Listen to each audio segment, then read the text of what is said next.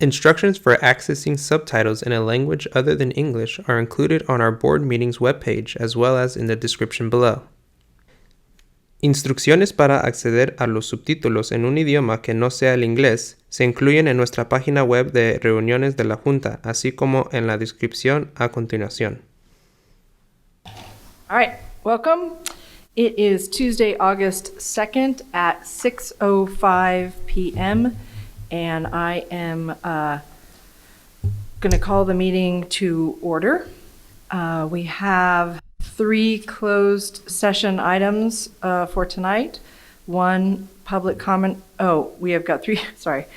We've got conference with legal counsel on anticipated litigation, significant exposure to litigation pursuant to Government Code 54956.9.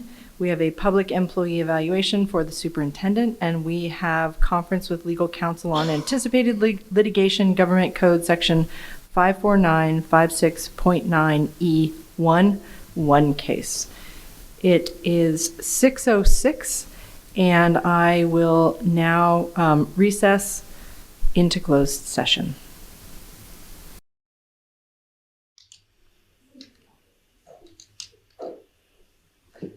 All right, welcome everyone. We are reconvening in open session. It is 7:09, and this is the August 2nd Ross Valley School District Board of Trustees regular meeting. I will note that Trustee Wesley Pratt is not here tonight. He had a family emergency yesterday and was not able to be here with us tonight. So as per our usual openings, we start with a couple of procedural items. So again, welcome everyone. It is 7:10, and since we are tonight, for everybody listening, we are again tonight gathered here in the Wade Thomas Multipurpose Room. And so before moving on, I would like to acknowledge that here in this room, we are located on the unceded ancestral lands of the Coast Miwok people of present-day Marin and southern Sonoma counties. And we honor with gratitude the land itself and all of its ancestors, past, present, and emerging.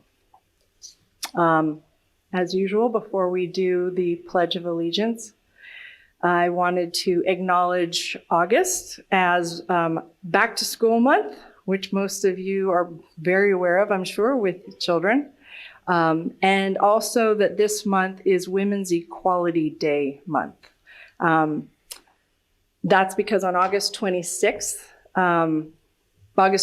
of this month, celebrates the 1920 passage of the 19th Amendment of the U.S. Constitution, which prohibited the states and the federal government from denying the right to vote to individuals on the basis of sex. So Women's Equality Day really marks the day that remembers this landmark achievement that was made possible after decades of work.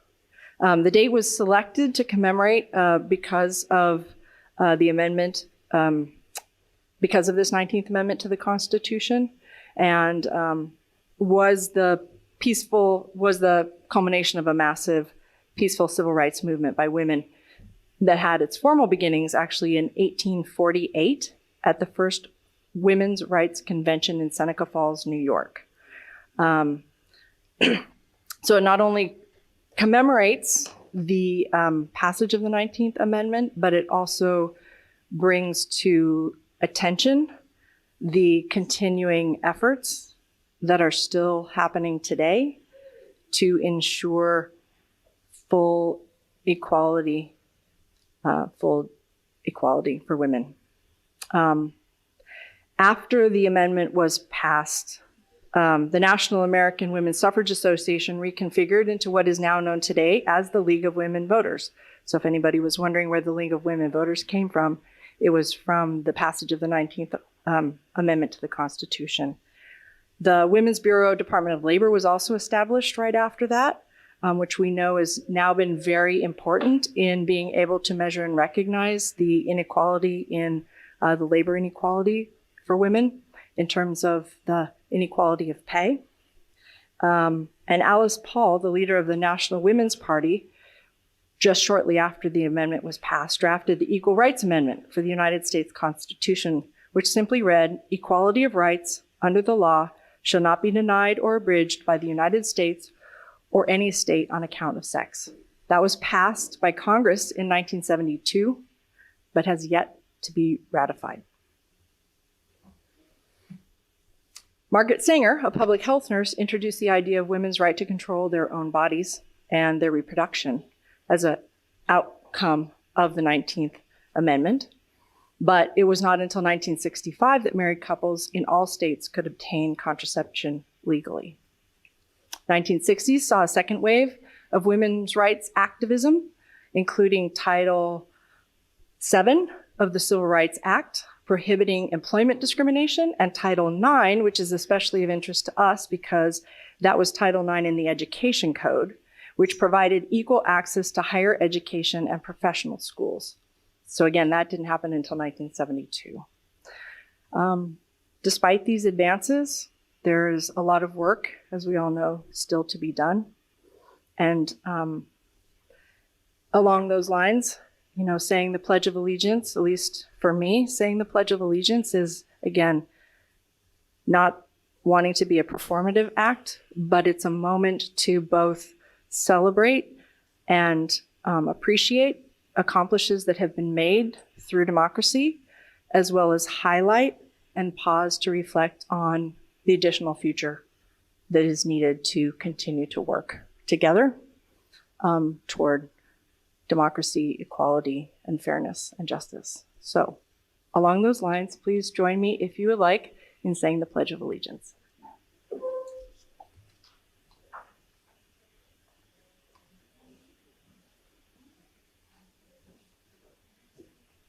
I pledge allegiance to the flag of the United States of America and to the republic for which it stands, one nation, under God, indivisible, with liberty and justice for all.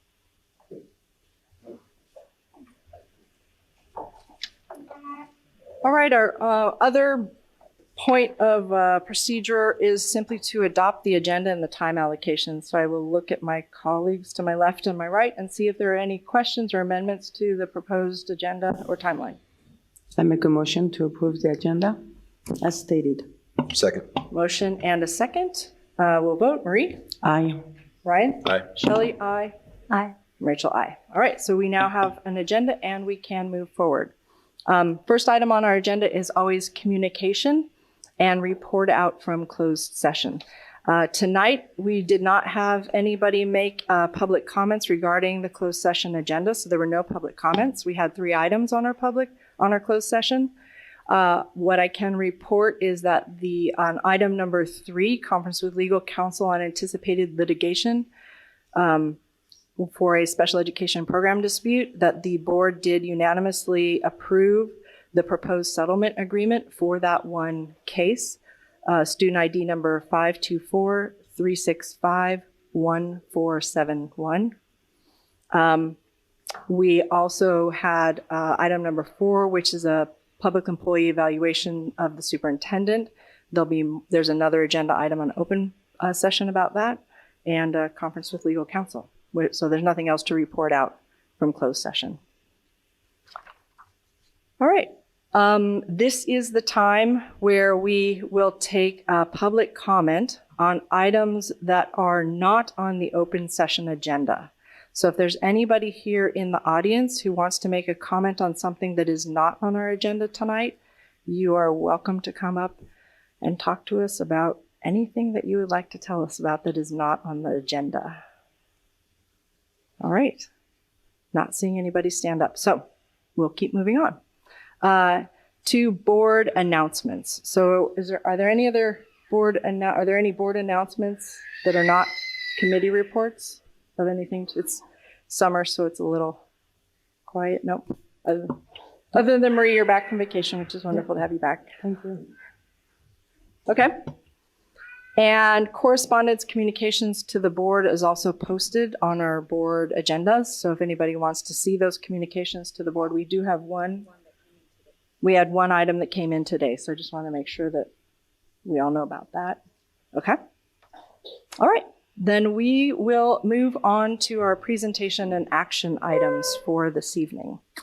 And our first one is an update on the Deer Park Working Group. And this is an update to the board on progress to date, to let you know what's been happening with this working group. And we have Heidi and Eric with us tonight, as we did last time. And so, Marci, if there's any opening remarks, we do have a short presentation, some of which many of you may have seen, but oh, sorry, before we get into it, I'm just going to remind everybody, in case people haven't been here, kind of the way that it's going to go with these presentation and action items. There will be a presentation that we will be making up here. Then we will take a moment to pause to ask for clarifying questions from the board. So these are things like, there's an acronym on slide number 3, and I don't know what that acronym is, or just clarification questions, not big substantive questions. Because what we'd like to do is hear from you all next before we get into a discussion. So after those clarification questions, we will go out to the public for public comment and then bring it back to the board for a more substantive discussion and any other more substantive questions. So with that. All right, thank you. And just, this is not an action item this evening. It is just an update and discussion.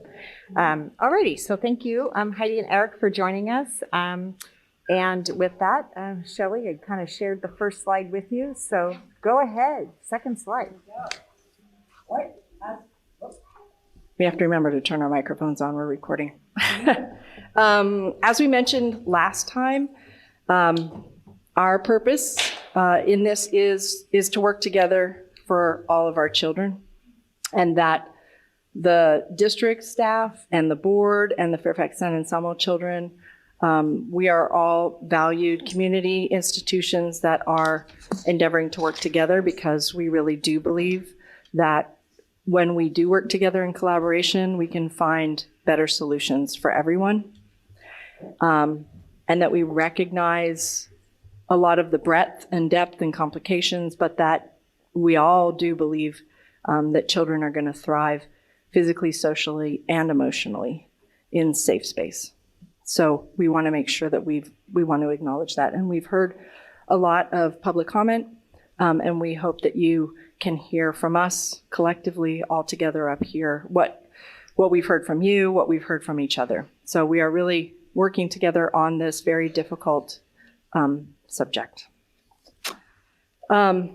Next slide. We're also wanting to be very transparent. I know that's really small writing, but you can get this online and look at it if you can't see it here tonight. But we also want to be transparent with all the meetings that we're having with each other, our board meetings, our working group meetings, the meetings that we're having with other agencies out in the community, to keep the board, to keep you all abreast, because the working group doesn't include all of the board members up here and doesn't include all of the Children's Center's board members. So we want to make sure to have these periodic check-ins to let everybody know what's happening. So to date, we've had 5 board meetings on this subject that have moved from our initial meetings, which were really about becoming aware of the issue and some initial findings.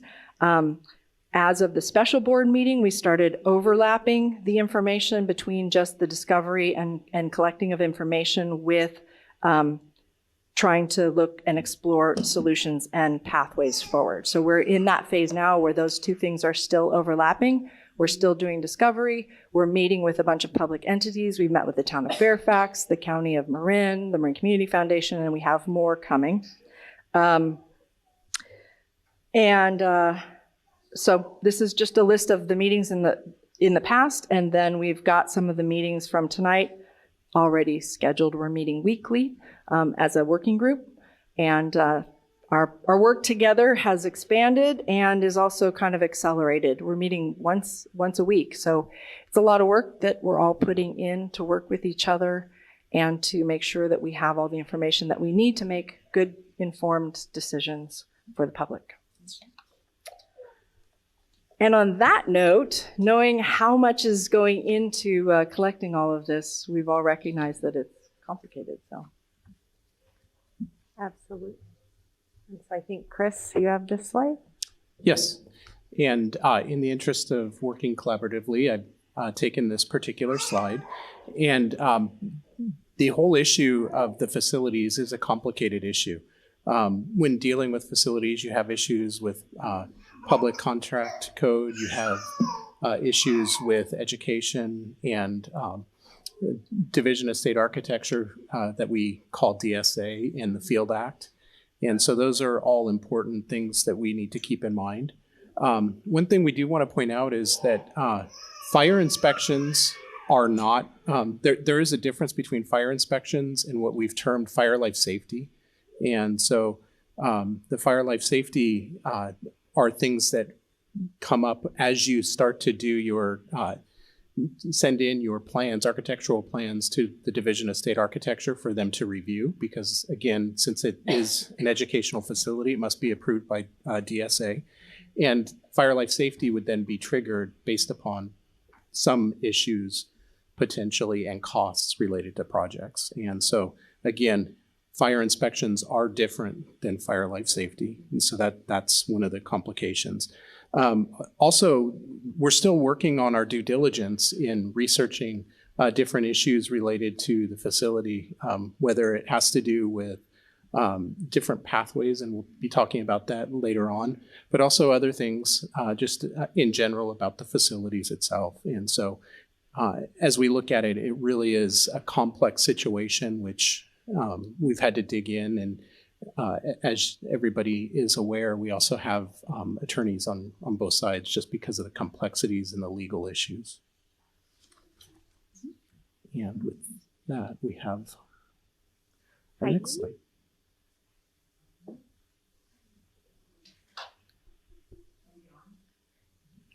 Do you push it? Yeah, there you go. Now I'm on. Okay. Okay. It's not lurching for it.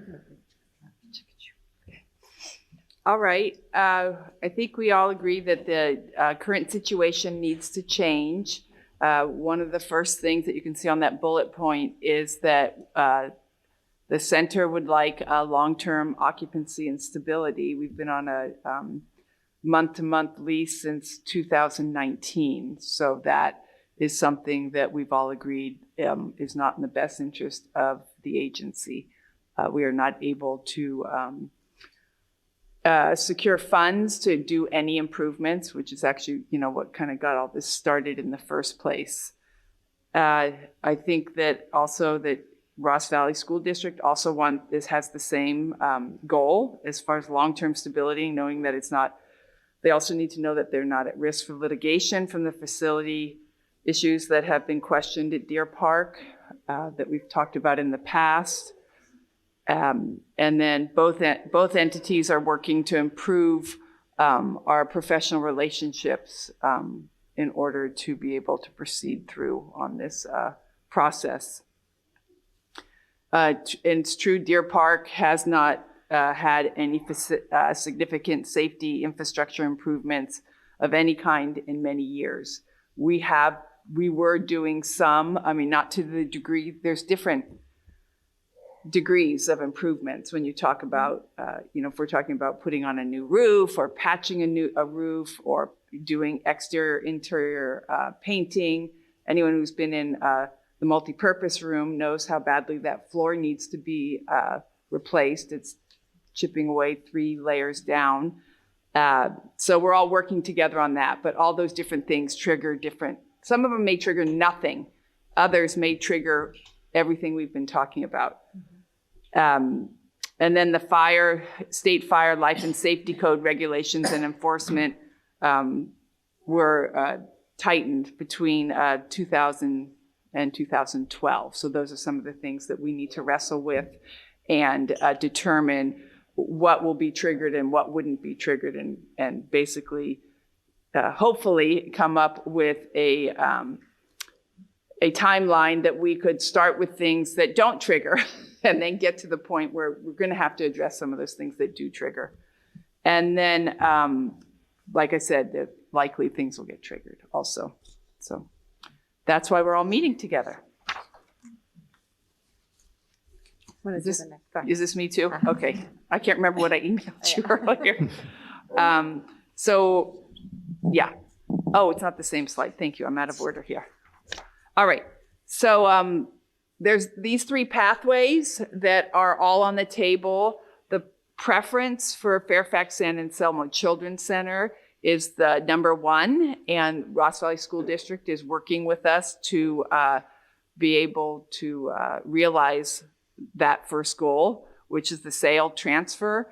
It would be best case scenario if the property could get transferred directly to Fairfax San Anselmo Children's Centers, as we are a 501c3, private nonprofit that serves the community. But there's lots of regulations that all have to be vetted out, as they say, and that's the work of our attorneys to do that. And we are doing it in conversation, but they're the professionals as far as what actually can work. And the next step, if we couldn't get it transferred directly to us, would be to have it transferred to an eligible public entity, such as the town of Fairfax, the county of Marin, or others that are listed and deeply buried in all those regulations. Then there's conditions that we have to look at. I mean, it's all listed there. There's lots of exemptions. There's an exemption we hope that we can come under, but nothing's a guarantee. So everything, again, needs to be vetted out by the attorneys and by us to figure out what's going to be the best path to successfully have a transfer of property that would ensure Fairfax San Anselmo Children's Center staying at 199 Porteous Avenue. And then the second one would be, if we couldn't do that, but that's where our hopes and dreams and most of our energy are focused on, is sale transfer. The other 2 are alternatives that we have to also do some due diligence in looking at. The fire safety improvements. If we were looking at doing a facility assessment, so we could by a professional that could really identify what are the issues with the property. What is really happening. And then for the center to be able to secure funding to be able to address those, which would be more than the $250,000 that we're applying for. I mean, we're talking about in the millions for those kinds of things. And then the third would be for the center to have to either temporarily relocate or to permanently relocate, which is kicked under the bed because we don't want to do any of that. But it's a reality that we have to still be aware of. And that's that. Okay. All righty. And so our collaborative approach in working together, we're kind of taking a bifocal approach, if you will, where we're looking into the short term and the more distance related to our efforts. So as Heidi mentioned, we're working on the preferred alternative right now for the center, which is to be able to have a sailor transfer to them, and then making appropriate backup and concurrent progress along the other pathways, just in case we run up against a snag with that. We need to be able to keep moving forward. And we do have some continued discovery that we're working on and waiting for, like some fire life and safety reports. We have asked for a fire consultant to take a look, and we're waiting for that report. As Heidi mentioned, a facility needs assessment. There might be some scope and exemptions to the Surplus Land Act, which include a 7-Eleven advisory committee process, and then the role of and support by other institutions like Marina Community Foundation as an example. Looking at the sale price and valuation regulations, there may be differences related to, depending on what kind of an entity is going to purchase the property and transfer it to. There may be a difference of what we can do there. Cost and funding plan, timeline of key decision milestones, and that kind of relates to as we start down one of the pathways, and as we're working toward that, needing to know that we need to hit milestones by which we are knowing that we're making progress, and also at what point might we have to begin traveling down a different pathway if we come upon a dead end there. And then also looking into kind of the history of Deer Park. So looking into archives and doing some research there that we talked about at our meeting last was that Thursday or Friday now? Because we had one with whatever day that was, Thursday. And I, had a few meetings. And so with that, just if there's, in our next steps, so part of providing this update to the trustees is also knowing that there may need to be more information that you all feel you need, because at some point you all will be asked to make some kind of a decision of some kind. And I would imagine that you would need all the information possible so that whenever that time comes, you have everything available to you to be able to continue on. It also helps us to know, as we're continuing in our weekly meetings and meeting with the other, whether they're public agencies or other entities, that we have further direction, if you will, related to the work that we're doing all together. Because as Shelley mentioned at the top, not all of you are participating in these meetings. And so there will be and continue to be regular updates that we'll provide at each of our board meetings. So with that, I know that what Shelley was saying is that now if there's a time, anything related to the presentation, questions that you might all have, and then we'll go out for public comment. If there's any clarification questions or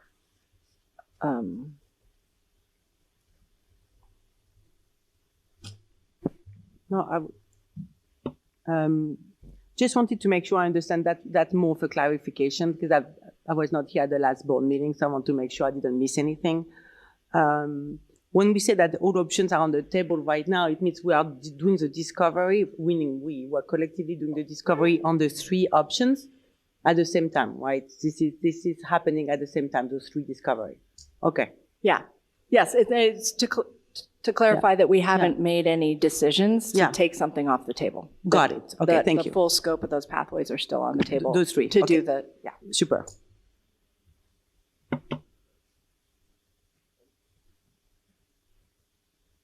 All right, then we will leave this up here because this will be the kind of the crux of a discussion or any other further input for you all after this, after we hear from the public.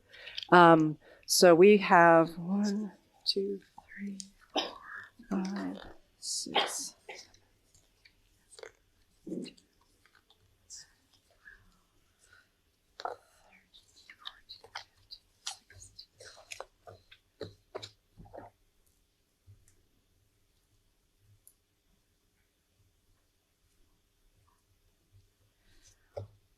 All right. Hold on a second.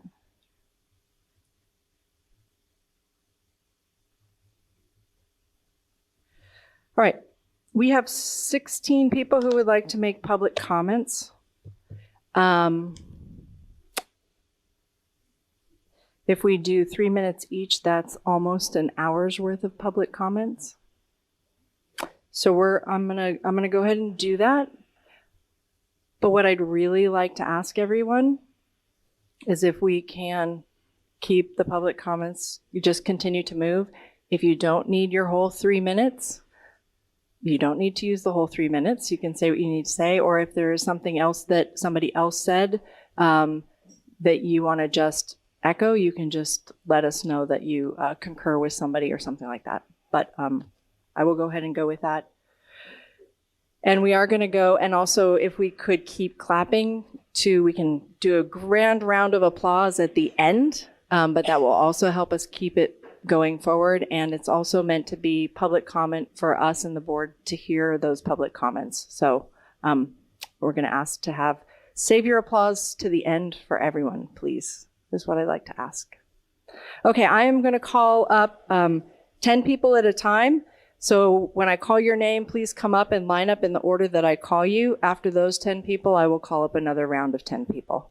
So the first 10 people are going to be Zoe Hunter, Yesenia Mendieta, Jesus, put my glasses on,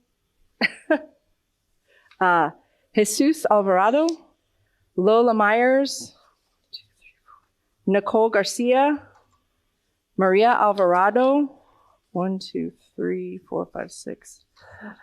Isela, Chris Alfero, and Yolanda Barahona.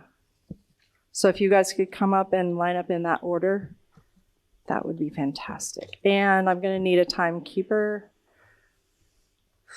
Okay, and we're going to do what we did can we do what we did last time, which is give them 30 seconds. So the alarm is going to go off 30 seconds before your 3 minutes is up.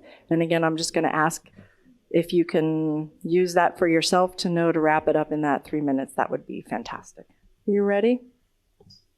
I'm going to wait till Rachel's ready. I'm pretty sure we're out of order.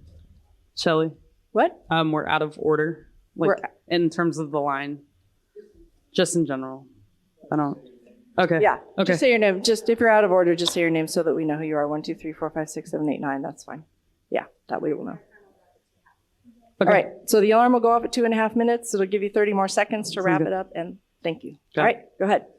Hello. My name is Yesenia. I'm a former alumni. I just wanted to express my feelings and level of concern that I have for not only the children, but the parents as well. After being a part of a meeting that Heidi, Eric, and the board put together last night, I feel the need to voice my concerns. Last night, we heard from the parents of children who attend the center and the Ross Valley School District. At this meeting, myself and others were able to provide translation so that everyone there could understand what is being talked about at these district meetings. You have managed to instill fear and panic into these parents who are just trying to make a living in your district. This brings me back to 12 years ago. I was attending Manor and going to the center after school in 2010. During this time, the Ross Valley School District tried shutting us down for a possible elementary school opening up at the Deer Park location. I remember Heidi holding my hand and telling me it's going to be okay as she wiped tears off my face. The district's treatment of the center and its community has not changed over these past 12 years, from what I've noticed. That is truly heartbreaking. Please do your job, practice what you preach, and fight over 100 children and families who need you. Thank you.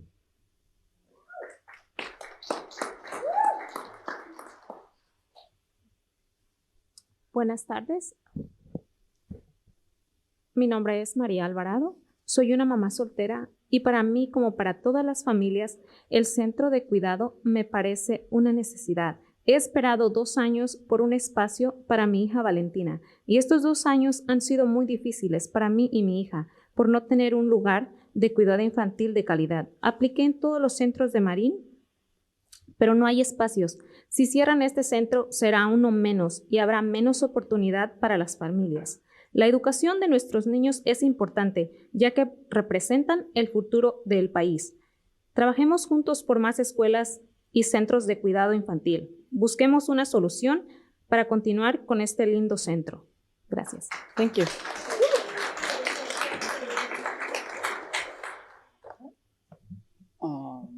My name's Jesus, and for the record, I'm just going to be translating what you just said to all the non-Spanish speakers. You might know. Thank you. Should I repeat what I said? Yeah. All right. Yeah, my name's Jesus, and for the record, I will be translating what Maria just said. Okay. Hello, my name is Maria, and I am a single mother. And for the past 2 years, I have been looking for a spot for me and my daughter. We have applied a lot of places in Marin, and there has been no spots for us. And recently, we were given the green light at the center. If you close the center, it will be closing the doors on many families and closing off opportunities to many others.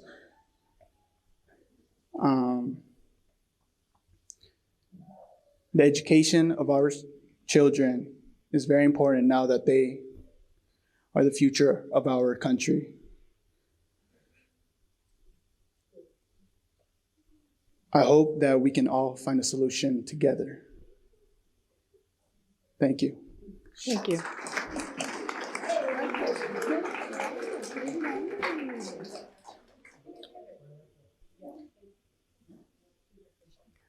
Name? Hi, my name is Lola Myers. I am Yesenia's girlfriend and have been at the meetings with her to support her while she learns of the possibility that her second home may be forcibly shut down. From the outside looking in, this is what I have seen. I feel as though in the first meetings, those of you on the board showed your true colors. There were no statements of empathy or support. A quiet speaker on speakerphone, barely audible to most, explained complicated reasons why the center may be shut down. This voice coming from the phone was your lawyer, who wasn't even in the room while breaking down the legality of the situation, which for the most part was questionable. This was confusing to me and many others. Sadly, the district did not even show the smallest amount of support by providing a translator. That is the bare minimum. After leaving that meeting, I felt as though I had witnessed an injustice of some kind, something I read about in articles, the ways in which lower-class families and people of color are pushed out of predominantly wealthy white areas. This was something I never thought would happen in my hometown, let alone to a program that is the lifeline for so many families. The first meeting set the tone for this topic, and we won't forget that. Speakers were fighting over just to have over a minute of your time to express the different ways you may cause their lives to drastically change and the ways that their children's futures may be altered. First and second graders were holding up signs that read, "Don't give up on me." When I came to the third meeting, everything had shifted, as if you all realized your narrative should probably change to keep the right image to stay true to your so-called fight for diversity and equity in order to make you all look like you really care.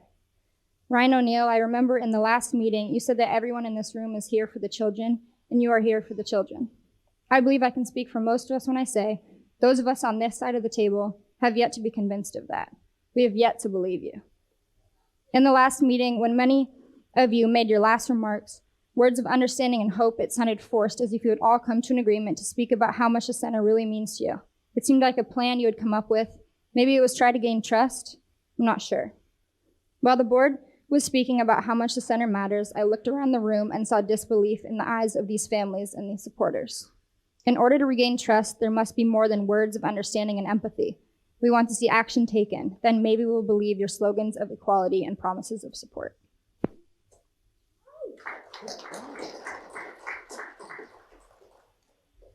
Hi, my name is Zoe Hunter. I'm a Fairfax resident. I grew up in Fairfax. I'm a single mother. My son now is going to school at Manor, and he uses the center. When I started at the center, I was on a waiting list for 2 years, and I couldn't get childcare that I could afford while I was in my dental assisting program at College of Marin. And so I had to, instead of doing full-time school, I had to do part-time, because that was how I could afford to get through school. And 2 years later, when I graduated the dental assisting program, I got a phone call from Heidi, and I finally got into the center. I got a job at a Fairfax dentist office, and I've been able to build a career. And if the center closes down, my career's done, and I can't afford childcare, and there's not much offered for people in our income bracket. My boss has such a hard time getting employees, and half the time they have to drive from Vallejo, they get sick of the commute, and they quit. So she would be devastated to lose one of her best employees. I speak highly of myself because she has voiced her concern. It's just devastating to even put that thought into our minds of people that rely so heavily. And when I walk down the street in Fairfax and down the street in San Anselmo, every single business is relying on people that either used to have kids at the Children's Center or currently has kids at the Children's Center, or they're going to be employing parents of kids at the Children's Center in the future. So it's so drastically important that we keep this going. And this is something that it was just so heartbreaking to hear that our school district thought of the center as a place that could get them in trouble. It is what's keeping Marin County out of trouble. It's what's keeping the crime rate low. And it's very important that your tune stays on a positive tune like it has in the last meeting and today. Thank you.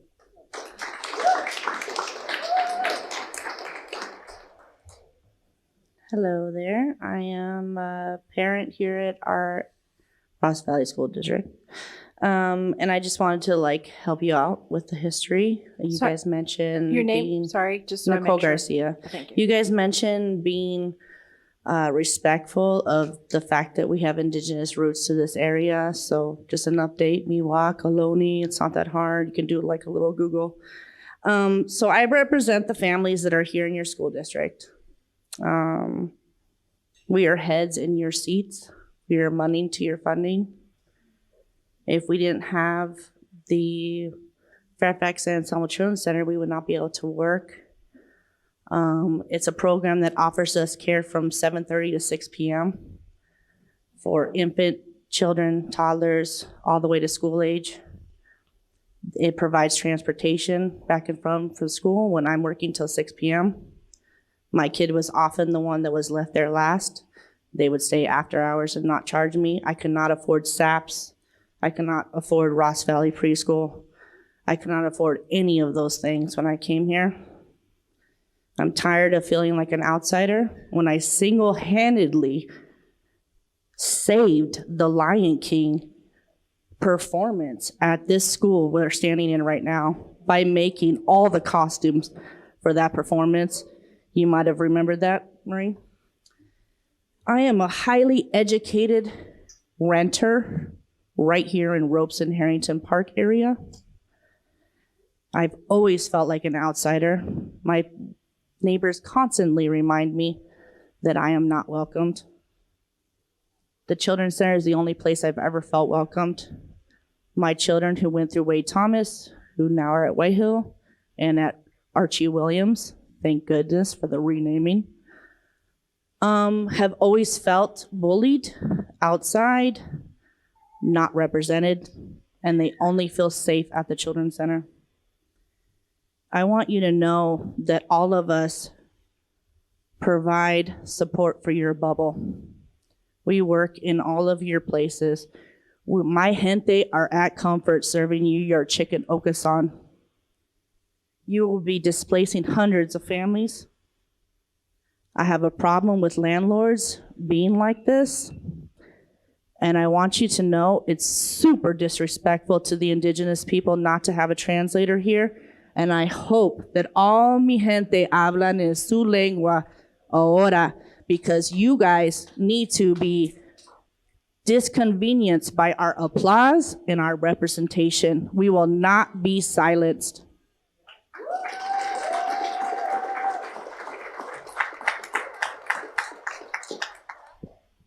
Hello. Gisela. I don't have anything. I didn't write anything. I'm just here to just share a little bit what happened to me before going to the center. I waited for 6 years or maybe 5 years. And during that time, I just worked cleaning the houses for the white people here. My husband was doing the gardening for the white people around here. And I was spending all that money to pay for childcare. Until I got the chance to go to the center, my life really changed. And I'm speaking English because my life changed when I started going to the center. So I feel lucky that I went to that place. It's like, this is the place where everyone is welcome. And I understand your priority are children, but I think parents deserve some respect. They are here, some of them, they're here because they love the place, but probably they don't understand what we're saying. I think it's just a little bit of respect for them, and hopefully that will change at some point and people understand what we're saying. And that's it. Gracias.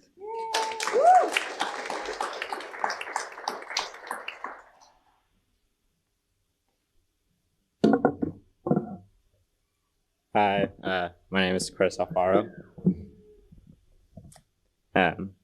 Nicole and Isela, thanks for making me emotional. To the members of the board, today I'd like to share why the Children's Center is so special to me and why it's more than just a daycare. I was a student that attended the center from a toddler all the way up into going into middle school. The first reason why the center is so special for me is because of the diversity it brings to San Anselmo and Fairfax. Attending school at Hidden Valley in White Hill, where at least 90% of the population was white, was very intimidating. Always feeling like an outsider never made me comfortable going to school, as well as the people who would make racial comments, such as in 3rd grade when I was told to go back to Mexico, or in 7th grade when a student asked me if my family was ready to get deported right after Trump became president.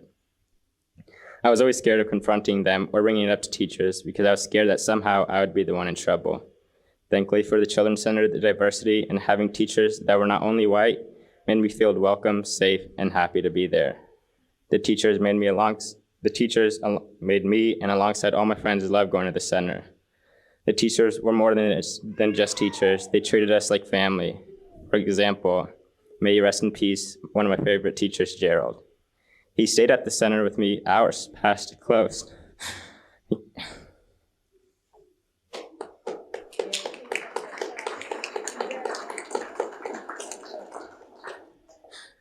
Because he was going to help me create a 3D model of a soccer stadium for a school project. I love spending time with the teachers and during the summer, the volunteers too. To this day, I have watched sports games or gone dinner with old teachers and volunteers. I mean, how unique and special is that I still hang out with the volunteers and teachers who raised me. Not many people can say that. During the school years, the teachers taught us to be responsible with our homework, the importance of school, time management, organization skills, study techniques, all critical skills that I've carried in my educational career, which has helped me get a 4.2 GPA in high school that got me into Cal Berkeley, U of M, Davis, and a 3.8 GPA in my freshman year of college at SDSU.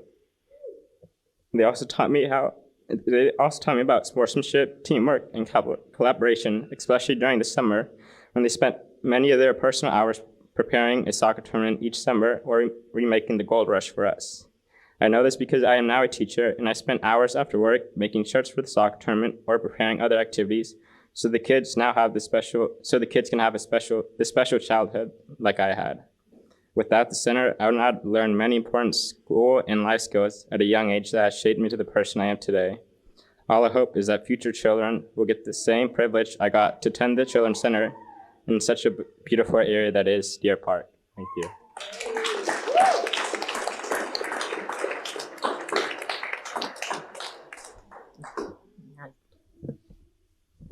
Buenas tardes, mi nombre es Yolanda Barahona. Buenas tardes todos y todas aquí presentes. Para mí, nosotros como mamás y papás y ahora yo como abuela, hemos estado platicando sobre cuál va a ser el impacto en nuestra comunidad si el Children's Center lo cierran. Y nosotros estamos hablando de más pobreza, porque alguien se va a tener que quedar cuidando a nuestros niños en casa o pagar, que es bastante caro, lugares que no son seguros para nuestros hijos y para nuestras hijas. Son lugares donde conocemos que pueden haber abusos sexuales, negligencias, maltratos. Eso significa que los niños y las niñas nuestras van a tener esos traumas. Y nosotros no vamos a poder trabajar tranquilos, pensando en eso, porque se da, es real. Nosotros queremos que este centro se haga más fuerte y que mi hija estuvo en este centro desde pequeña, ahora está en el 3er año de la Universidad de Sonoma. Ella tiene valores muy fuertes de comunidad, adquiridos también en el Children's Center. Somos una familia luchadora, trabajadora. Somos parte de la fuerza laboral de este país. Generamos riqueza y exigimos que se nos dé el lugar que nosotros merecemos. Nuestros niños y nuestras niñas merecen un lugar donde puedan educarse y puedan garantizar su futuro. Y eso comienza en el Children's Center. Es probado que cuando un niño y una niña tienen estimulación temprana y va a un preescolar de calidad, es exitoso en su vida estudiantil y puede terminar una carrera universitaria. Nosotros queremos eso porque nosotros estamos aquí y aquí nos vamos a quedar. Somos parte de esta población y tenemos talentos, tenemos mucha creatividad, mucha inteligencia. Queremos ponerla a disposición de esta comunidad en general. Y no voy a traducir porque se me termina el tiempo.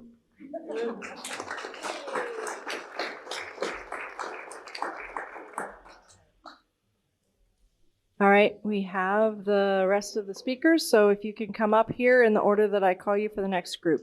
Florencia Parada, Lisa Kanan, Vicky Tenorio, Veronica Duarte, Sharon Segar, Jaime, and Amaranta Silva. Amaranta. Can I ask a question just to clarify? I will do it in Spanish, but also in English. So how much time I have for both languages? If you would like to do both languages, you can have 3 minutes each. 3 minutes each? Thank you. 3 minutos para los que quieran también cuando hablan español y traducirlo en inglés. Okay. Hello. My name is Florencia Parada. I have a child who was at the center for the last 20 years. The center is where I found my family, my love, my community, our community, your community. Unfortunately, I was unable to attend the last meeting, so I followed the process and tried to listen the Roseville School District Board of Directors meeting on YouTube. And I had to be honest. It was difficult to follow the interpretation, as you know. It was difficult to understand some of the words that were translated into Spanish. I also understood from that board meeting through YouTube that the school district board member shared that we have an option for people with language barriers to go to YouTube and use the closed captioning tool if they want to understand the open session agenda in their language. That approach honestly worries me. It worries me because if we really care about all the children, as you all mentioned, you care, which children? What children you're talking about? If we really care about the families as a community, we take immediate action to transform those behaviors because they are barriers that are maintaining these patterns of inequality and continue to disrespect the families of our ancestors. Shelley, with all the respect, the last meeting, you mentioned, and I understood what you mentioned, that before you start a pledge of allegiance, you like to honor the ancestors, past, present, and emerging. Those were your words. Here, in this location. And we talk about them as if they were not here. They're here. Can you see them? We're here. We're present. We have our indigenous community present in your district. Can we acknowledge that? And if we want to repair the damage we did in the past with our ancestors, this is not the way you should provide interpretation here, right now, at this location. You ask us to reflect on democracy and the public process. Your words. And it's my understanding that the public process comes with transparency across all communication channels to clearly report the facts, the issues, the conversations that you're having here right now with our people, so then we could provide equitable and collaborative opportunities for people to get involved. That's how we empower community. That's the lesson that we can learn here. And so then our people will feel included in the options and solutions that impact their lives and your district. It's one of the basic steps and basic rights that can show respect for democracy and public process, as I understand. So I can understand that we need interpretation, and I hope you do too. I also think coming together as a community begins with ourselves, acknowledging and understanding that we're still part of the oppression because we're not acknowledging what we are doing, each of us, how we're treating our minorities and how our minorities are facing this type of process the type of democratic process that you're mentioning. So this is how we can honor with our ancestors. This is how we can honor with gratitude the land of our ancestors, past, present, and emerging, because we know you can do better. So let's show respect to our ancestors. Now, en español, nuevamente mi nombre es Florencia, madre de una niña del Children's Center, y con amor encontré mi familia. Quiero expresar también que desafortunadamente no pude asistir a la última reunión, así que seguí el proceso y traté de escuchar la reunión de la Junta Directiva de la Escuela del Distrito Escolar de Rose Valley en YouTube. Y para ser honesta, fue súper difícil seguir la interpretación y comprender algunas de las palabras que se tradujeron al español. Escuché y entendí de un miembro de la Junta del Distrito Escolar que iban a compartir esta opción en YouTube para las personas con barreras del idioma.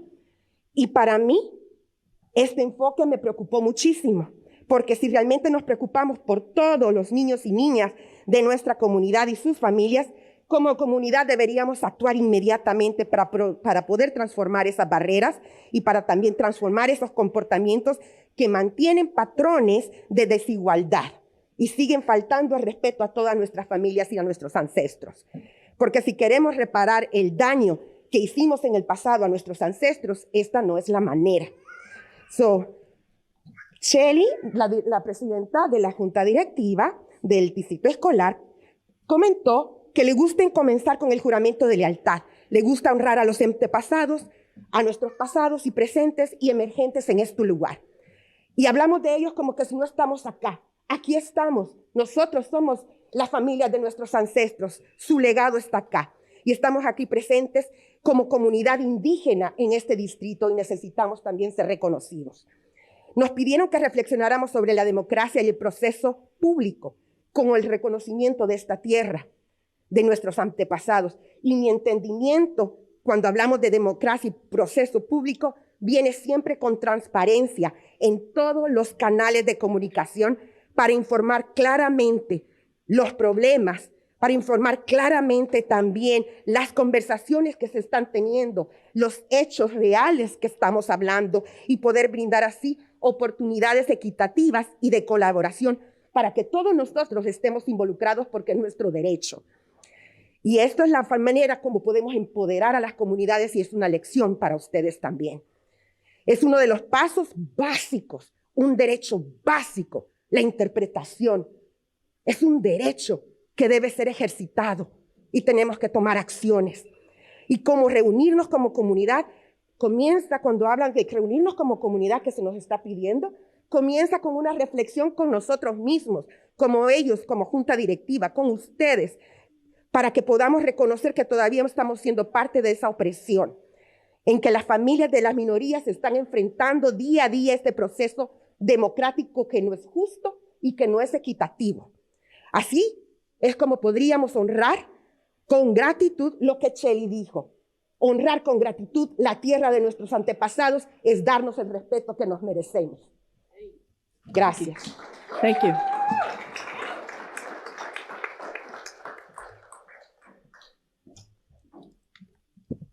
My name is Lisa Kanan. I'm going to focus on the PowerPoint presentation because what you choose to include and exclude provides a critical snapshot of your intentions and what the public is told and might provide some insight into why, as in your words, repairing trust is complicated.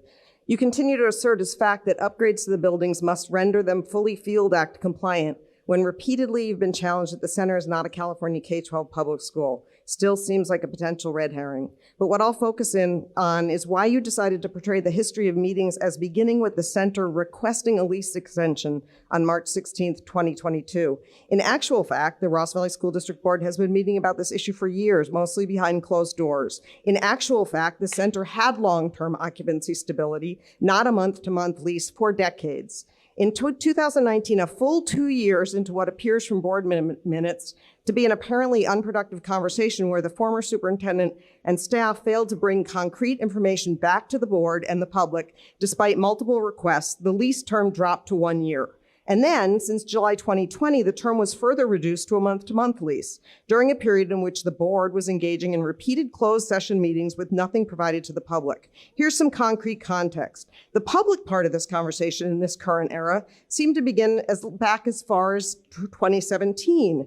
In 2018, and again at the end of 2019, the board asked the superintendent and the cabinet to share their thinking about options for the future use of Deer Park and to research and bring back information regarding the property and options. What happened? Radio silence. No public report, no information, no nothing. What happened after the last request in December 2019? Well, between January 2020 and the subsequent destabilization of the center's lease to a month-to-month tenancy and the beginning of your history, 14 closed session meetings punctuated by nothing to report out. 2020, January 1, June 2, June 16, July 20th, 2021, February 2, March 9, April 13th, April 22, June 15, July 20th, August 24th, December 14th, 2022, April 12th, March 3rd. Your chronology slide begins 2 weeks after this impressively long series of uninterrupted private conversations about public property behind closed doors, leaving off years of active something and starting some magic clock when the center asked for a lease extension, seemingly out of the blue. And then you want us to think that this is a flurry of collaboration and attention. This history is not a good faith history, and part of it is why it is so hard to trust. You're distorting history and framing a narrative in ways that the public can't engage with or be educated about. You choose to tell the public what the board, you could choose to tell the board, the public, what the board, superintendent, and your lawyer, who we pay for, were doing for the past 3 to 4 years. Yes, repairing trust is difficult. Here's one place to start. At a minimum, get a new lawyer for this phase. Somebody who can do better by advising you on a much more normative use of the Brown Act to build public trust, one who can do better on land use planning and land use law, and one with demonstrated experience and skill in intergovernmental and agency relations or joint powers and shared service agreements. Thank you.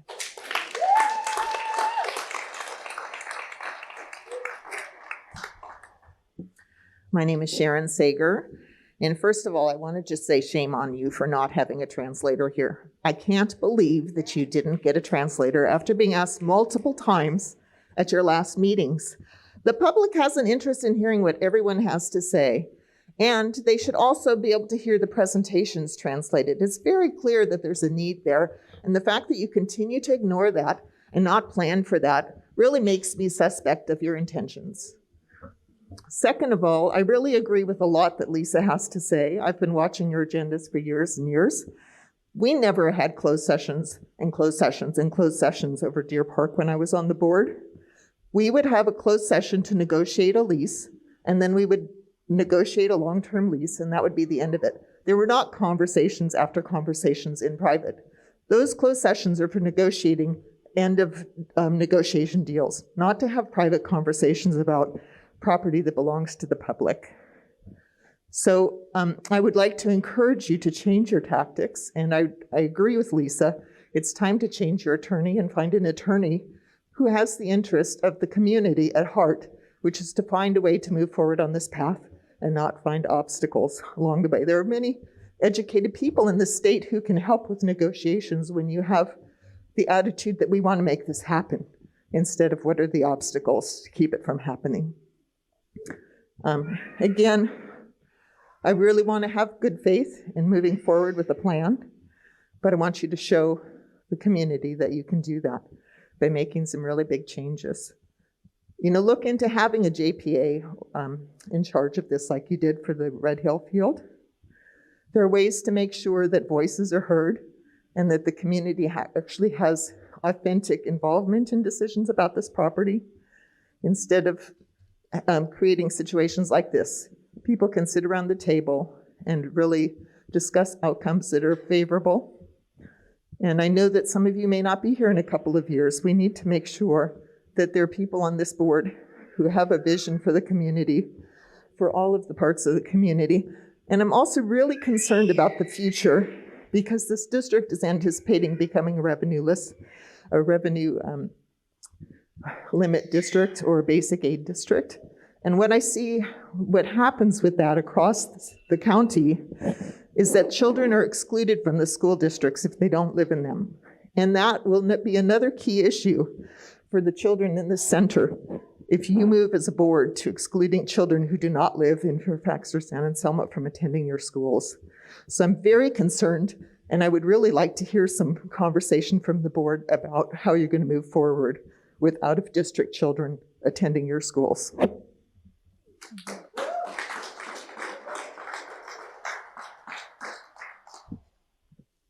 My name's Jamie. To all of you board members facing us, sitting behind your microphones and timers, ready to cut us off and silence us, I'm speaking to you. We are not going away.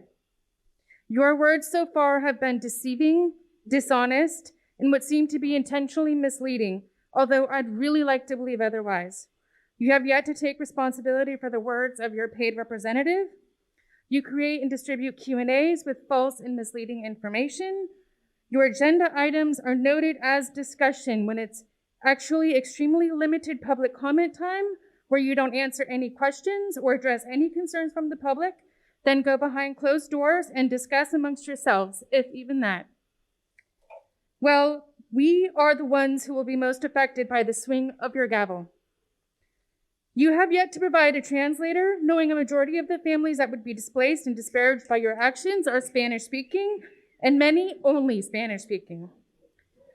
The FSACC is more than just a child care center and resource for low-income, hardworking families. It's a staple in this community, with roots spanning across 50 years and multiple generations. Your attempts at uprooting are not going unnoticed. You have neglected the property at 199 Porteous for years, and it's not entirely surprising the amount of work that is now being recommended by your high-priced Los Angeles lawyer. Well, he's absent and a coward. The median rent in Fairfax, California is $3,200 a month according to Zillow, which is more than many of these families' monthly incomes. They don't have the option of an alternative child care solution in this area that range from $800 to $25 a month for part-time to full-time care. The FSACC is based on a sliding scale. It's the only viable option for affordable quality childcare to these families. Many are single parents, parents and guardians whose work serves this community. Children who count on you to provide an equitable public education as students in this school district. The waiting list for the FSACC can be years long, an indication that affordable, quality childcare in this area is already severely lacking, in high demand, and extremely hard to find. It is life or death for so many families. The only reasonable solution in this avoidable possible closure is to sell the property to the FSACC. Let them continue to demonstrate what it means to be family, familia, ohana, to so many people, whose loyalty, commitment, action, and dedication over all these years has earned them overwhelming and well-deserved community support and respect, as well as a safety net to countless families. Do not let this flame go out, nor darkness to come in. Preserve the work of Stan and Ethel Cederman, who have passed their torches onto a very passionate, capable, and qualified team. Your elected terms will come and go, but the actions you take on this matter will be etched into history forever.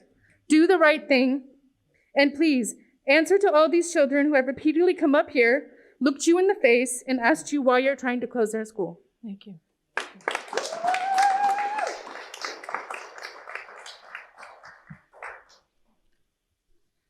Soy Vicky Tenorio y soy mamá de 3 hijos. Soy una mamá del distrito Rose Valley School por 12 años y sigo siéndolo.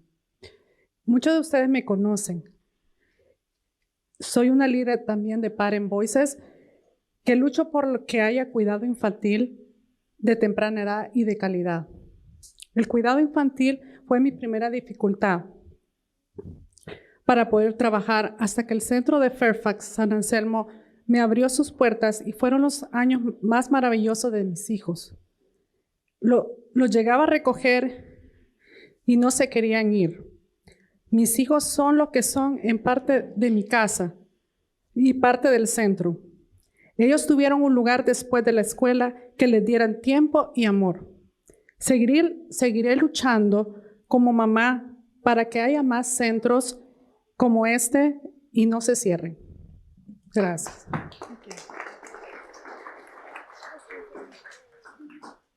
I'm going to translate for Vicky.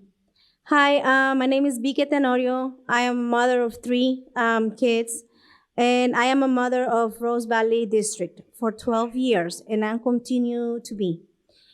A lot of you guys know me, and I am also a parent leader of Parent Voices. And I fight, and I will continue to fight to have childcare for all the kids on an early age, for quality childcare. Quality childcare for me was difficult because I couldn't start work until I found Fairfax Children's Center. They opened the doors for me and my kids. My kids are part of the center, and they are part of the center, and they bring that at home. Every time I used to come and pick up my kids, they didn't want to go. They wanted to stay at the center. The center is part of them. They had a place to stay after school, a place where they gave them time and love. I will continue to fight like a mother that I am to keep other centers and this center open. Thank you.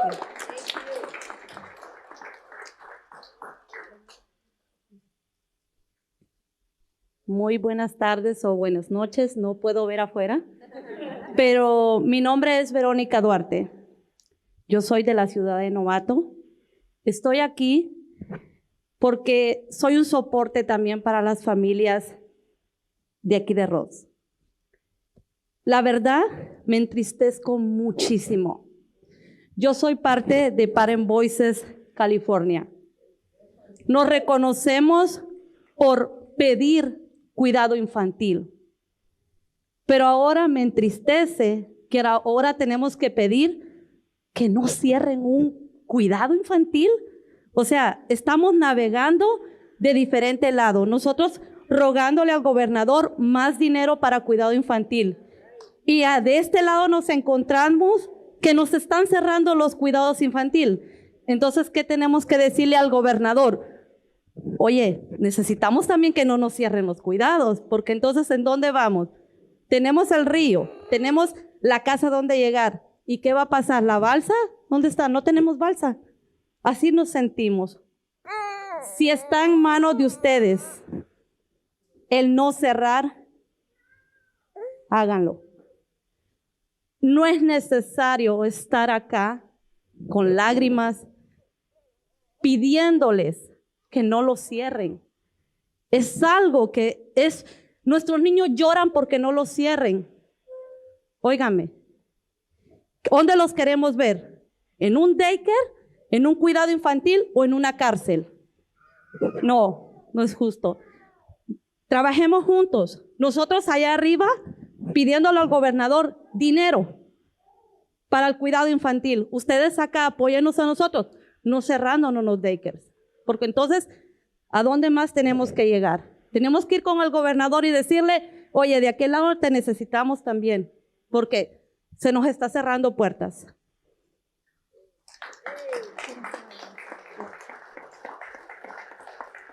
I'm going to translate for Veronica. I'll try. My name is Veronica, and I'm also a parent leader of Parent Voices of Marine. And I'm here to let you guys know that one of those parents that goes to the Capitol to advocate for childcare funding. And thanks to a lot of our members, that had happened. A lot of money has been given to a lot of agencies to provide childcare. And now here I am, very sad, devastated to hear that there's places, childcare centers being closed. So what do I have to do now? What do we have to do? Tell the governor now, hey, you guys are giving us money, but then over there in Fairfax, they're closing centers. That's not what we're here for. We're here to work together to try to make this happen, not to close places where our kids have better life, they will learn, and they will be better outside. So she said something about being like, I am the river. We have the flores, but where is the boat?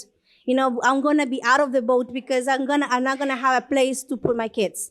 So just let's try to work together and make things happen, and let's not close centers, especially Fairfax Children's Center. Okay.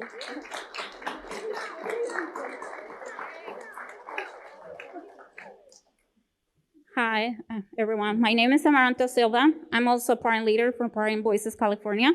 I also live in Nevada, but I'm here today. I leave my kids at home because this is an important matter for me. We're in the same county, Marin County, the richest county in the USA. What a shame. First, to see that you don't have access to language for those that the main language is Spanish. That is something that it needs to be fixed as soon as possible for your next meeting. People need to have access to that language, to make the comments, to listen what you're saying, and to fully understand your presentations. When you start your opening, you mentioned the words rights, equity, discrimination. Also, you mentioned that it is a month to celebrate back to school and Women's Month. What a shame that you make those comments. How those kids, they're gonna start to think on their back to school, and how these women, they're gonna celebrate the month if they're worried for their center.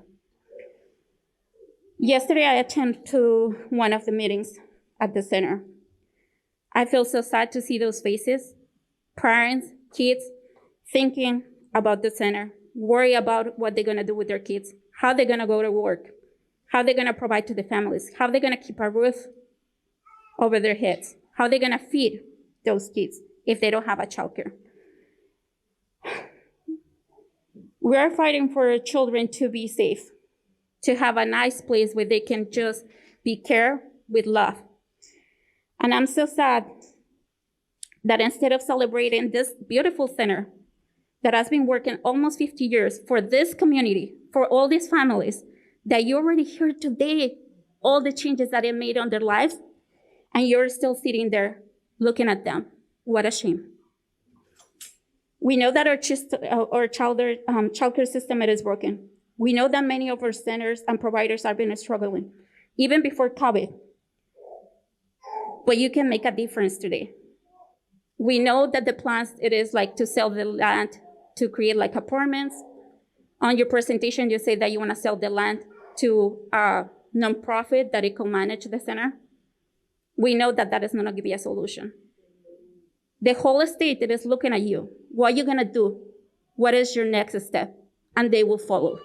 So you can make a difference today and on the following meetings by making sure that these families and the more families that they live in Fairfax and they're on waiting list, they can have a childcare, a quality childcare for this family that is needed now. And with that being said, you will see my face on every single meeting fighting for childcare for them. Thank you.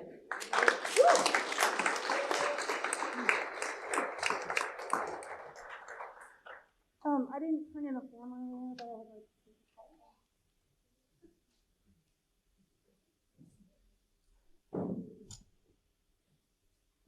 to. My name is Jennifer Frisch. I said at the last meeting I've got 2 kids in this district, and my youngest son did attend a center, and my older one did do an Eagle Scout project there, and it's a special place. Not only to our family, but much more to many other families. But the reason why I wanted to speak today is because I read something today, and listening to the words of everybody who's spoken before me tonight, it's just really,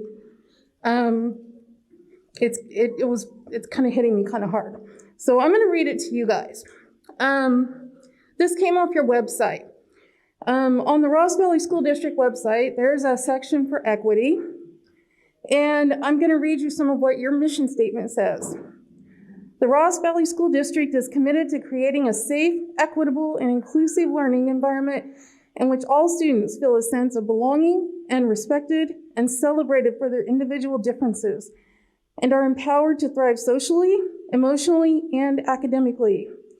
We are equally committed to building leaders of tomorrow who will combat racism and promote equity throughout their lives.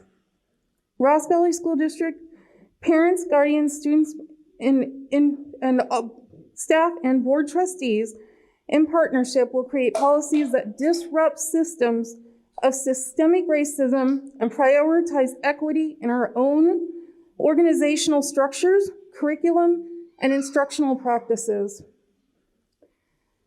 So, reading that, it's kind of hard to stand here and listen to so many families who have told you many times they've asked to have an interpreter here.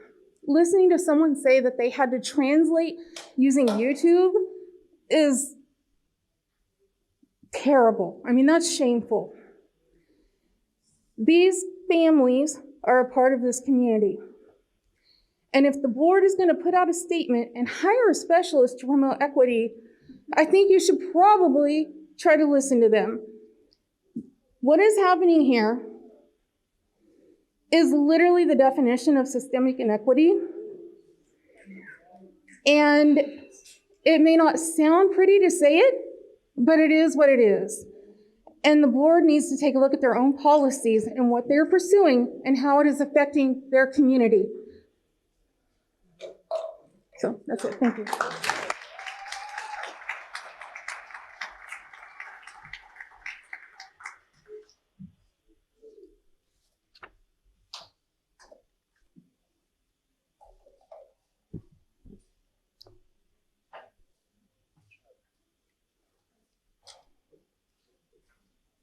All right. I will I'm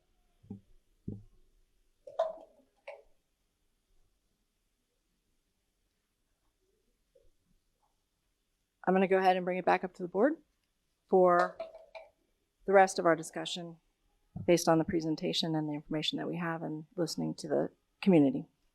So what we had on our agenda for this evening to discuss is to hear from the board members on what kinds of information, knowing that we are going to be making a decision, what kind of information, documentation, resources, data, that kind of thing that we want to have before us in order to move forward. So I just wanted to open it up for the rest of us. And I am going to ask, since we're recording, we want everybody who's not here to be able to hear it as well. Just, I'm not asking the small children to, but just, just the murmur in the room. So, if we can, I'm just going to wait a second. Okay. So, wanting to bring it back and see what kinds of information we need to bring back to our next meetings when we start moving ahead on making some decisions down these pathways.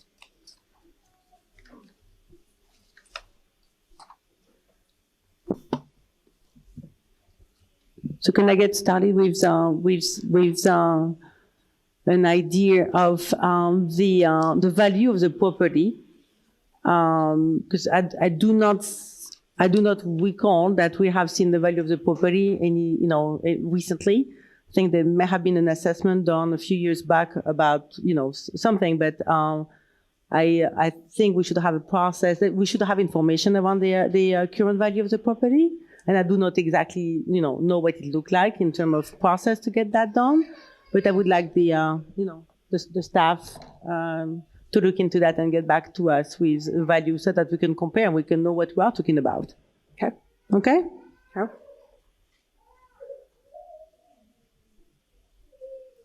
Rachel? That's my first, yeah. And you can jump back if you need to. Okay, super. Did you? I just basically, I think I would like as much information as possible before we make a decision on this, because it's going to impact a lot of folks one way or the other. And sorry, is it not loud enough? Yeah. And so I want to make sure that we have the information that we need before we make any kind of decision here. So this is going to be a big one, and I want to make sure we're doing it for the right reasons and we have all the right information. So I think an appraisal would definitely help, so we know what we're doing with. I would like to make sure that we've got a fire report available to us, and I would like to make sure that it's done by an unbiased, just somebody who's got a lot of breadth of experience and can give us an actual report of what that entails. And I want it to be comprehensive, so we know what we're looking at. So it's not just speculation. It's not, we've heard different things, and I want to make sure we're got the right information. Okay. All right.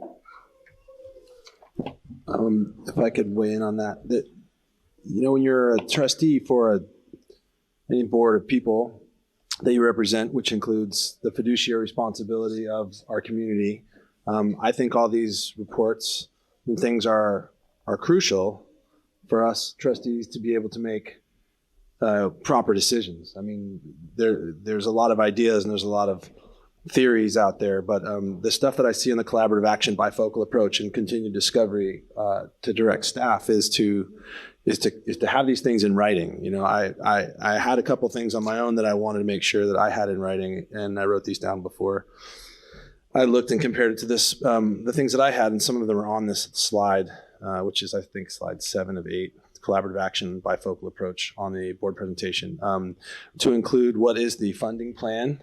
What is the funding plan from the child care center? The facility needs assessment is also important for us to really understand what is needed at the site.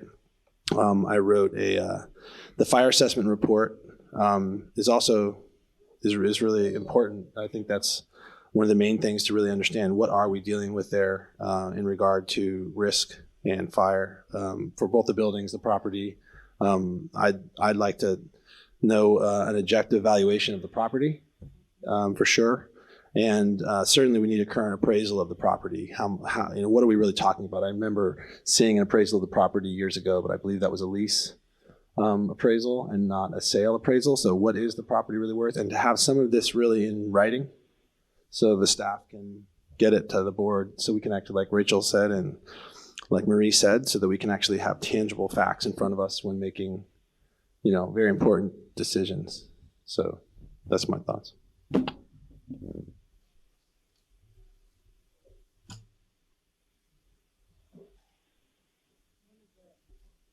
One of the other things that I know we had on the on that page on the bifocal program, the continued discovery, was history of Deer Park, and I think we've heard a couple of times about the short history, but then also the long-term history. And this is a fairly new board in terms of 3 of us are new, and we've got a lot of new staff.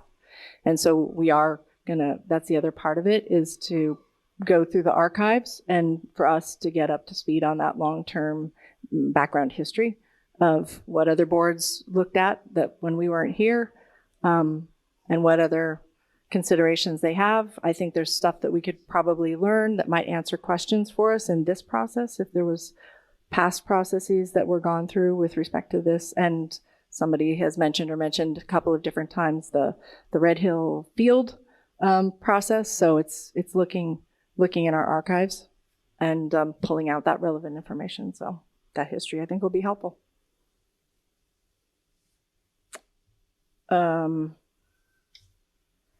Well, if I could add that, I think one of the things that's on here that was also important was the timeline of key decision milestones, collaboratively. What does the Children's Center feel as though that timeline looks like? What does our staff feel as though that timeline looks like?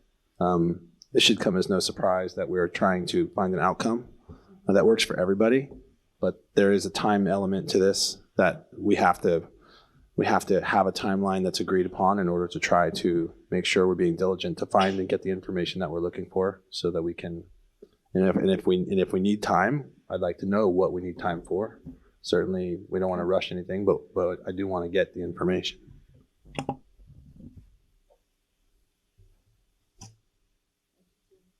Anything else? I know that we're discussing, we've been discussing with other agencies, government agencies, on the option of helping out and, working in collaboration with us as well. Is there anything in particular that they've requested that maybe we need to know about as well? Because if they're looking at purchasing it and helping them, then it's something that we should be looking at as a seller. So it's something like, is there anything they've requested that we should also be requesting? Okay. I mean, I don't know what that would be, because I don't know. What that brings to mind for me in terms of the documentation that I think might be helpful for you is some keynotes from those meetings with the other entities that we're talking about, because I know the four of us have been in those meetings, and then we have, we know what has been said in those meetings, but it might be helpful to have a little bit more of the documentation and perhaps even something in writing from them, which we have talked about doing is circling back with them to getting something in writing. So that's kind of what I think I'm hearing some of what you're saying. Yeah, thank you. Okay. Some notes. Okay.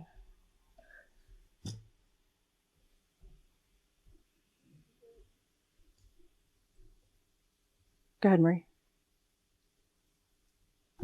I'm still trying to catch up with the last month's of information that I'm still processing. Sure. So, I would turn also, Chris. Is there anything else? You're our chief business official. I know that you've worked with real property and school districts and that kind of stuff. So I'd also look to you in terms of any advice you would give us. Actually, I think you've pretty much touched on everything. The key reports would be things like the appraisal and also the needs assessments. But then certainly things like the funding plan and how would the Children's Center get to fund those projects? Because as we've looked at it, we believe that the costs would be in excess of several $1 million. And so how would that be funded? And I do know that it was even mentioned earlier during the report.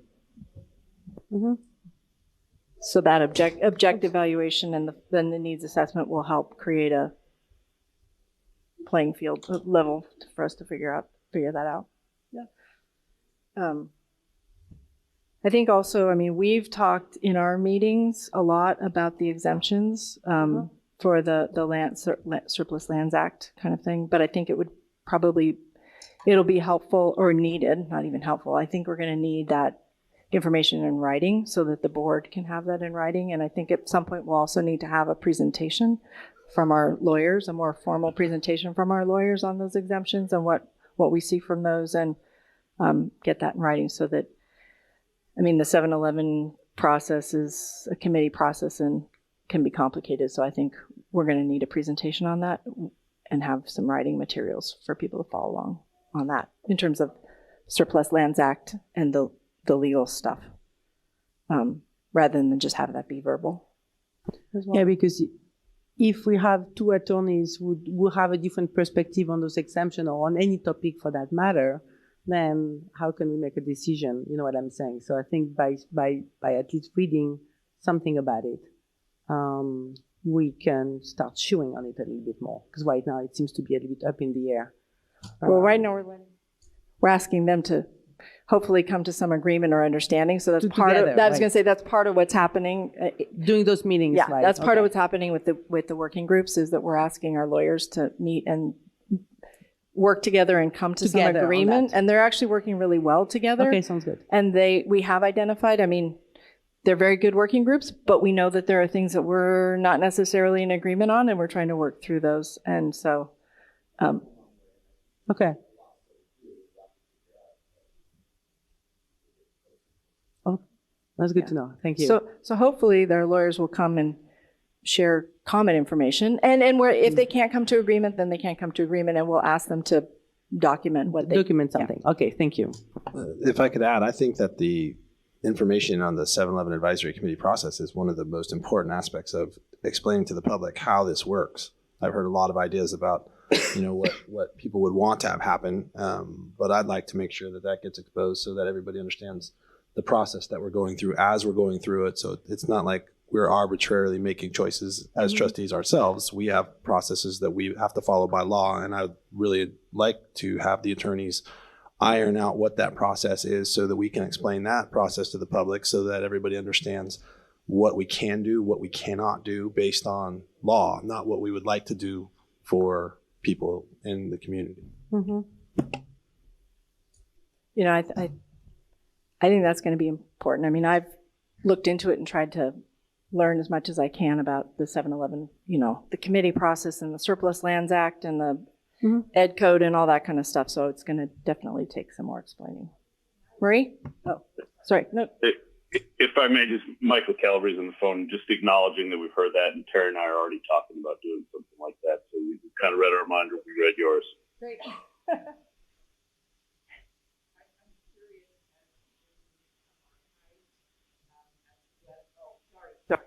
I'm curious as to whether the district has ever done a 7-Eleven committee in the past, because there may be some information there, or if there's other districts the same size as this district that are regional, in the Bay Area possibly, or in the North Bay, that could lend some information. I mean, I know it's still not a written report, but at least somewhere to start on what the 7-Eleven committee. I think also our conversation with the County of Marin that's going to be upcoming with the staff at the County of Marin, they're probably going to be able to give us some information about what they've seen through property and 7-Eleven processes as well. That'll be Marin specific, so that'll be helpful. Yeah. Rachel, if you give me the eye, no, okay. When are we meeting, or when is a group meeting with the county? Because I don't see it on the calendar.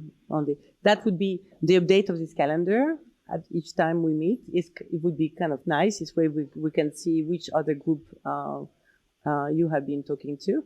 Yeah, we will. That's a simple way to assess that we are making progress. For me, because I don't come to your meeting group. You know what I'm saying? Yep. I think that would be a quick snapshot. So what I'm hearing is just every time we come back with an update, just keep going on the timeline, and then because we say community, but let's put them on the calendar. Let's put them on the calendar so we know who has been met. Thank you. Yeah, we'll continue to keep that calendar updated then. Okay.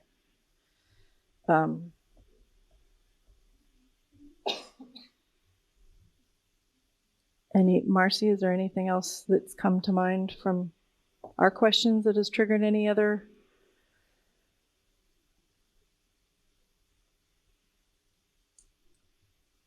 No, I can't think of anything right now. I do think that when we go back into our Thursday meeting to review and see how to put together kind of a timeline related to when we think we'll have these items as best as possible, because I don't know that they're going to come in all at once. They may filter in, but to kind of figure out maybe what are the priority items too, if we can, as to what's needed sooner than later as we're going through.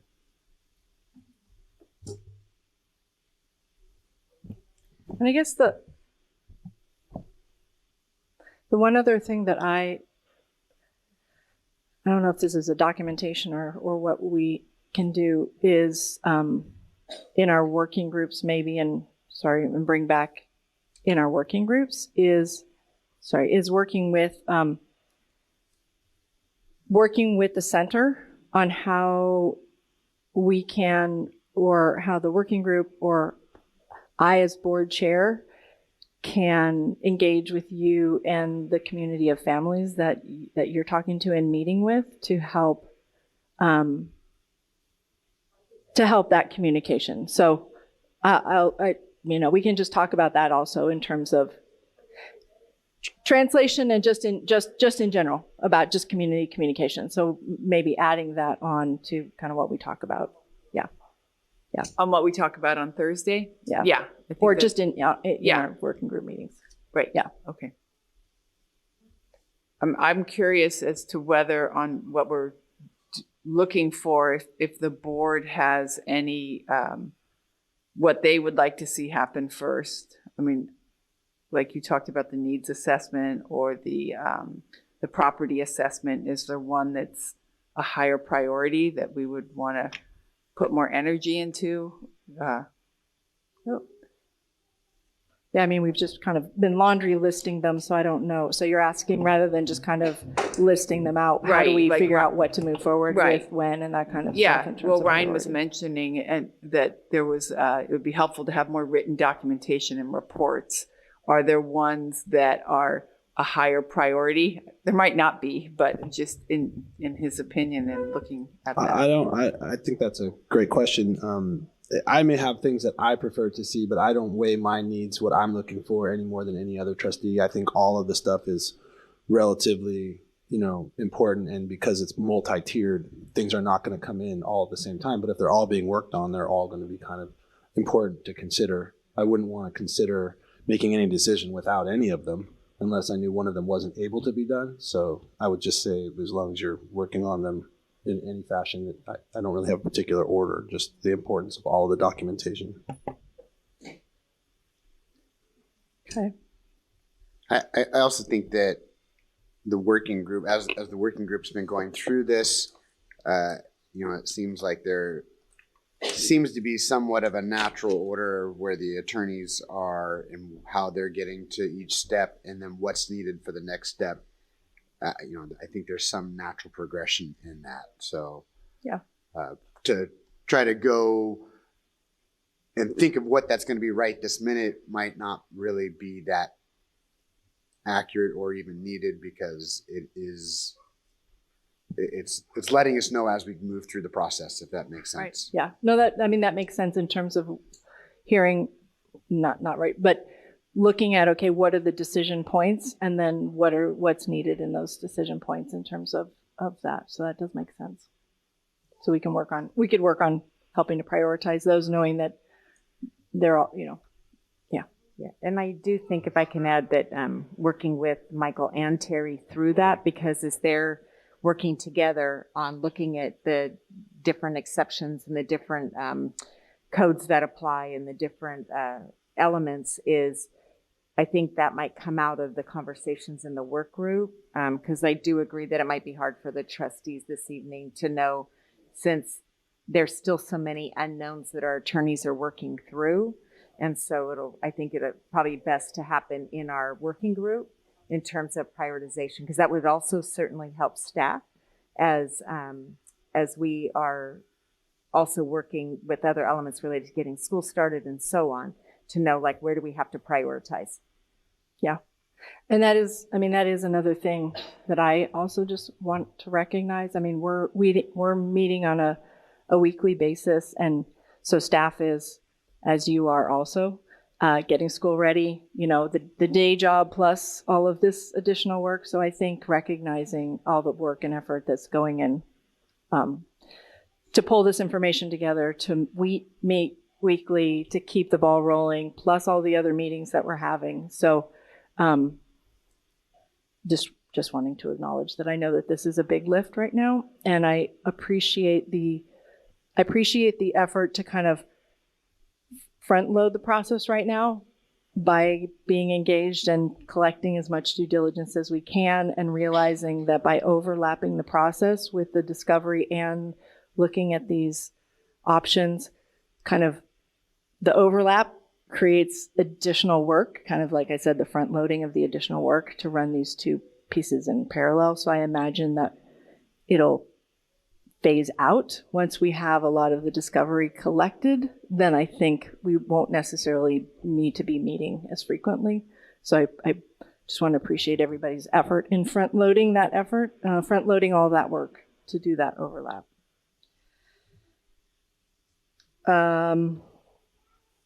All right.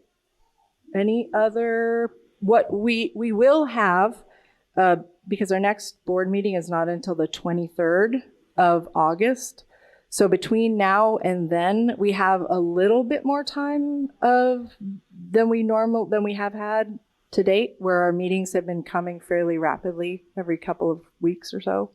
So I think by then, we will be able to bring back a lot more kind of written, concrete information for the board at that point. Yeah. And I did think of one other thing. So we've talked about the report from the fire consultant, but we also are waiting for a letter from Fire Marshal Albert, and also with having a conversation with Chief Weber of the fire, and also from that flow and PSI test that was done back at the end of June. We're waiting for MMWD. We have the raw numbers, but we're waiting for information from them. And so the representative from MMWD and I were in email earlier probably end of last week. This week it's only Tuesday, so it had to be last week, in which he's going to be asking again for the board to figure out where that report Not our is. board. Not our MMWD board. MMWD board. Yeah, right. with that. So there are things that are in the works we're waiting for. And now hopefully with folks coming back from vacations that they'll be able to get back to that. So we're waiting on that information as well. Okay. And if there are things that come to mind after this meeting that you think we need to have for the next, for decision making in the next meeting, you can always email Marci. And then we can add that and add it to the working group conversation and list. So we'll share that with that working group if there's more that comes to mind. Yeah, I trust that we don't need to come back to the board each time there is a, you know what I'm saying? There's a working group for that reason, right? So if we have a concern, we tell you and you bring it to the working group and we talk again all together about it in 3 weeks. We don't need to talk about it every week. That's why there is a working group. Right? Yes, we won't be having a special meeting It's between not now and then it's not because there was a way that nothing was happening. Thank you. Yes. Yeah. Okay. Then if there aren't any other board requests for documents, I think we can go ahead and continue to move forward. Do you guys have any other items or things that you want to add to the, I know we've been meeting every week, but I haven't seen these guys for a while, longer than we've seen you, so. Okay. All right. Then we'll be back again here, August 23rd, and we will see you. Okay. Thank you. All right. We will go ahead and move on to our next item. Yeah, I would just like to echo what our families are asking for, and that's translation. So if we can figure out how to do that, I think that would be excellent. We'll talk on Thursday. We will talk on Thursday. All right. Thanks. Okay. We are going to then move on to our next presentation and we're going to go ahead and take a quick break for a restroom and also so that we can move forward. So we'll take a 5-minute break. Are we off? All right. We are back after a bit of a extended break.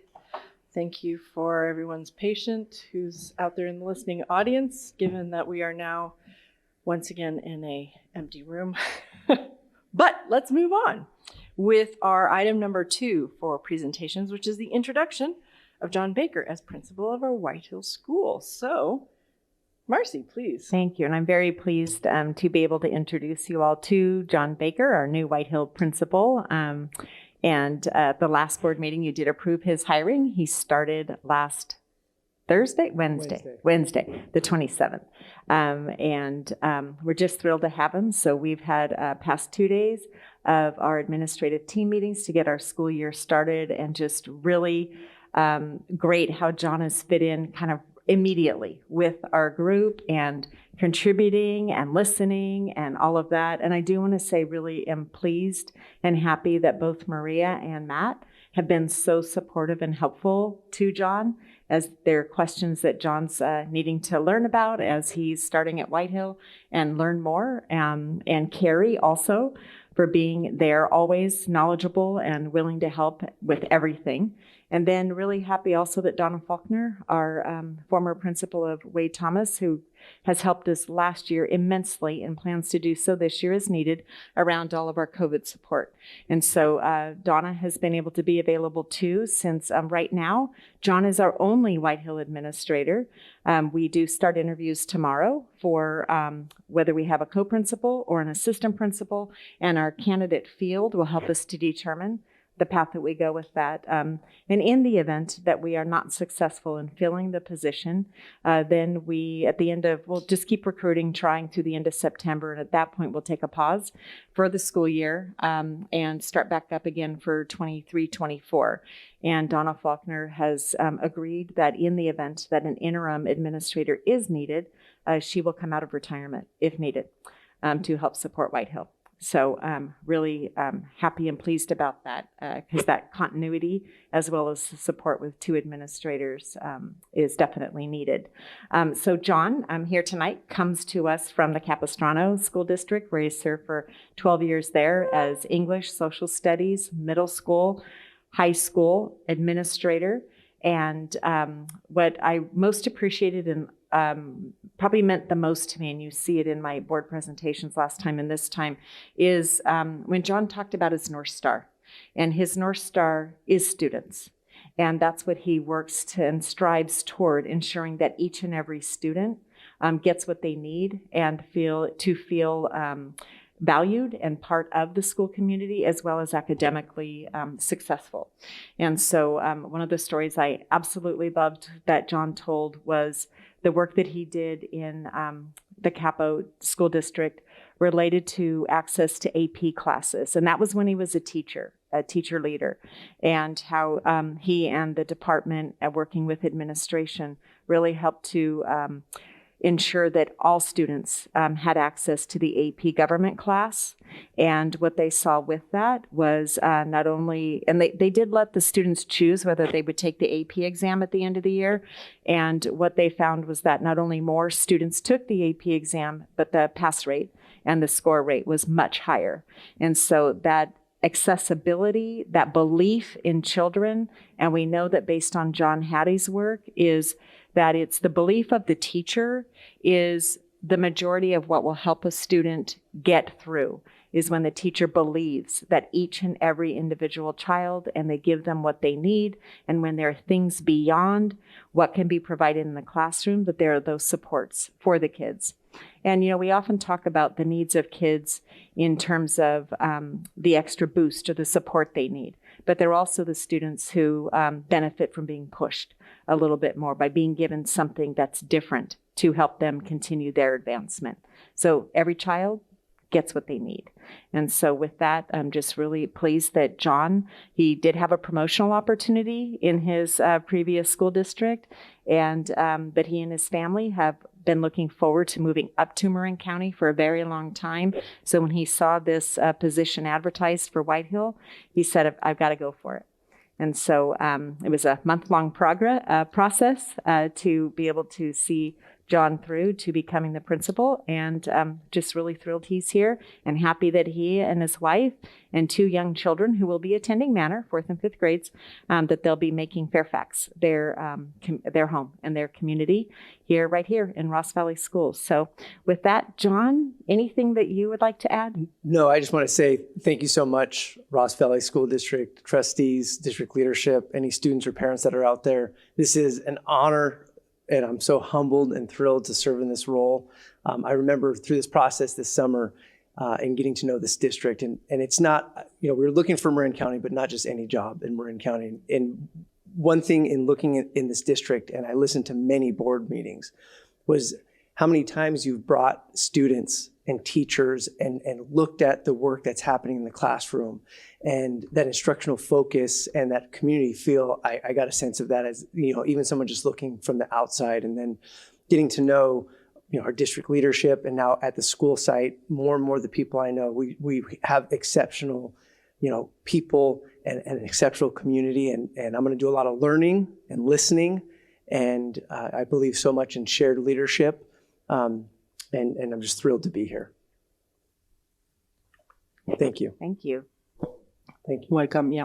Thank you. Yes, welcome, and we look forward to having you here and working with all of the rest of the administrative team and lending not only your expertise but also your, like you said, fresh perspective on our district, and sharing that with Marci and all the administrative to, as we said, just for us to continue to get better and better. So, and having you step in is wonderful. Thank you so much for being here. We really appreciate, and look forward to hearing from you at one of our board meetings next year. Yeah. When we get the White Hill kids. Spotlight on White Hill. Spotlight on White Hill. We'll make sure that's on the calendar soon. And am I right to say that, Rachel, you're the only one with a kid at White Hill now? Yeah, you're going to see me on campus. I have an incoming 6th grader, so you'll see me around. Yep. We all graduated now. Great. All right, Welcome. well, thank you. And thanks so much, John, for staying right now until the place that he and his family are able to move into is ready. He's been staying with his brother in San Francisco and commuting in. So that will end soon as they get to move this weekend. Woohoo! And then, John, you don't have to stay for the rest of the board meeting, but you are more than welcome to. Okay, great. Thank you.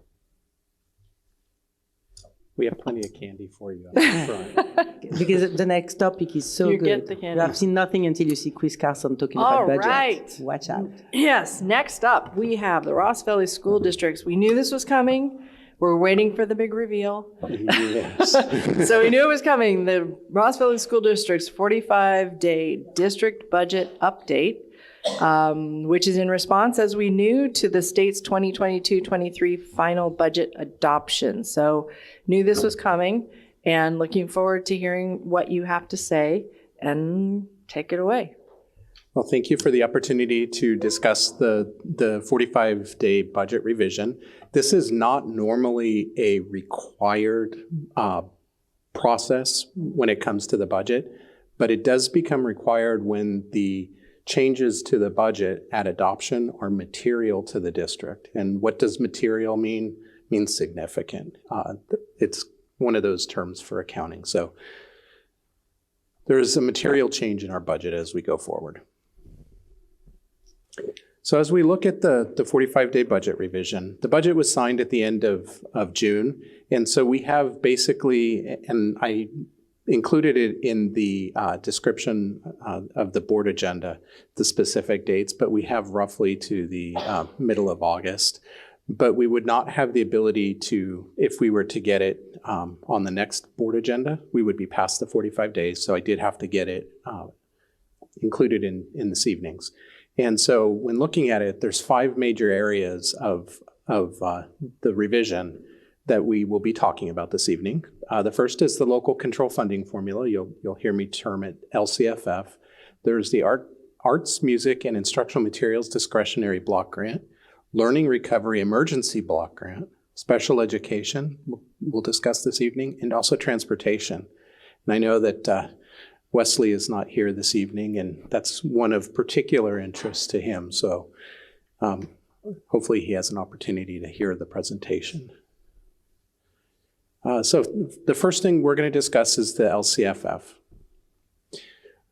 So when we went through and had our budget adoption in June, we had within our LCFF calculator, how we calculate our revenues on attendance, a 6.56% statutory COLA.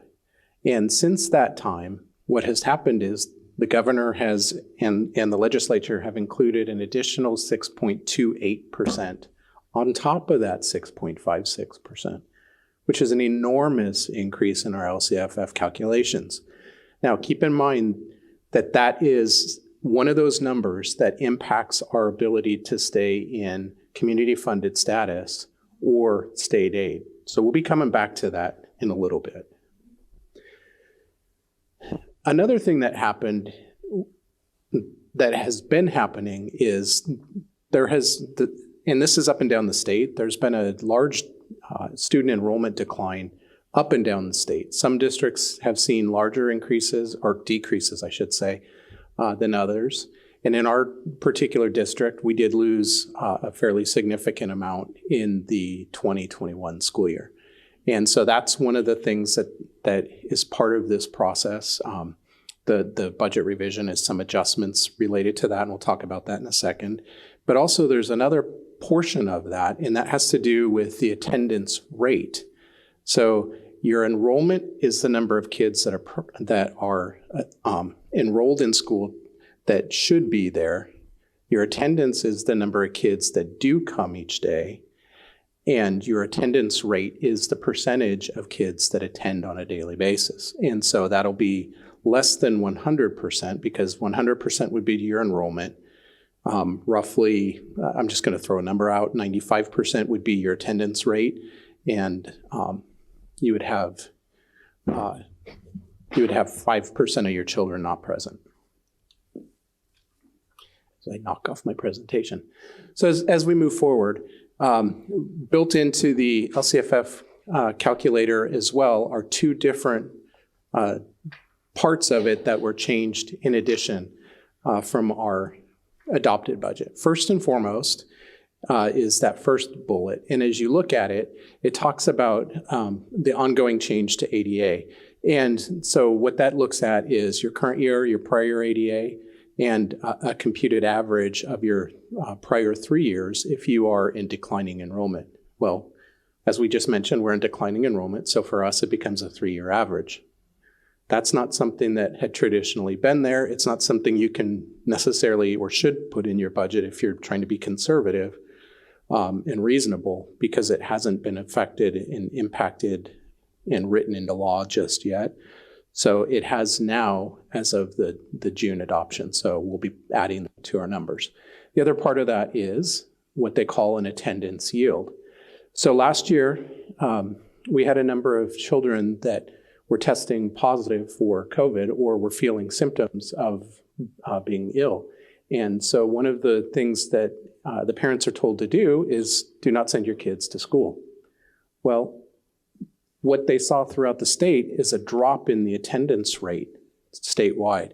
So the other portion of this is they're adjusting last year's attendance, our P2 attendance, which is the number that we would use for our attendance. And what they're saying is take your previous attendance rate, which would have been 1920, because that was the last time we calculated attendance, and use that attendance rate to calculate what your, based upon your 21-22 enrollment, what should your attendance have been had you not had COVID? And that's another portion of the adjustments that are happening within the LCFF calculator.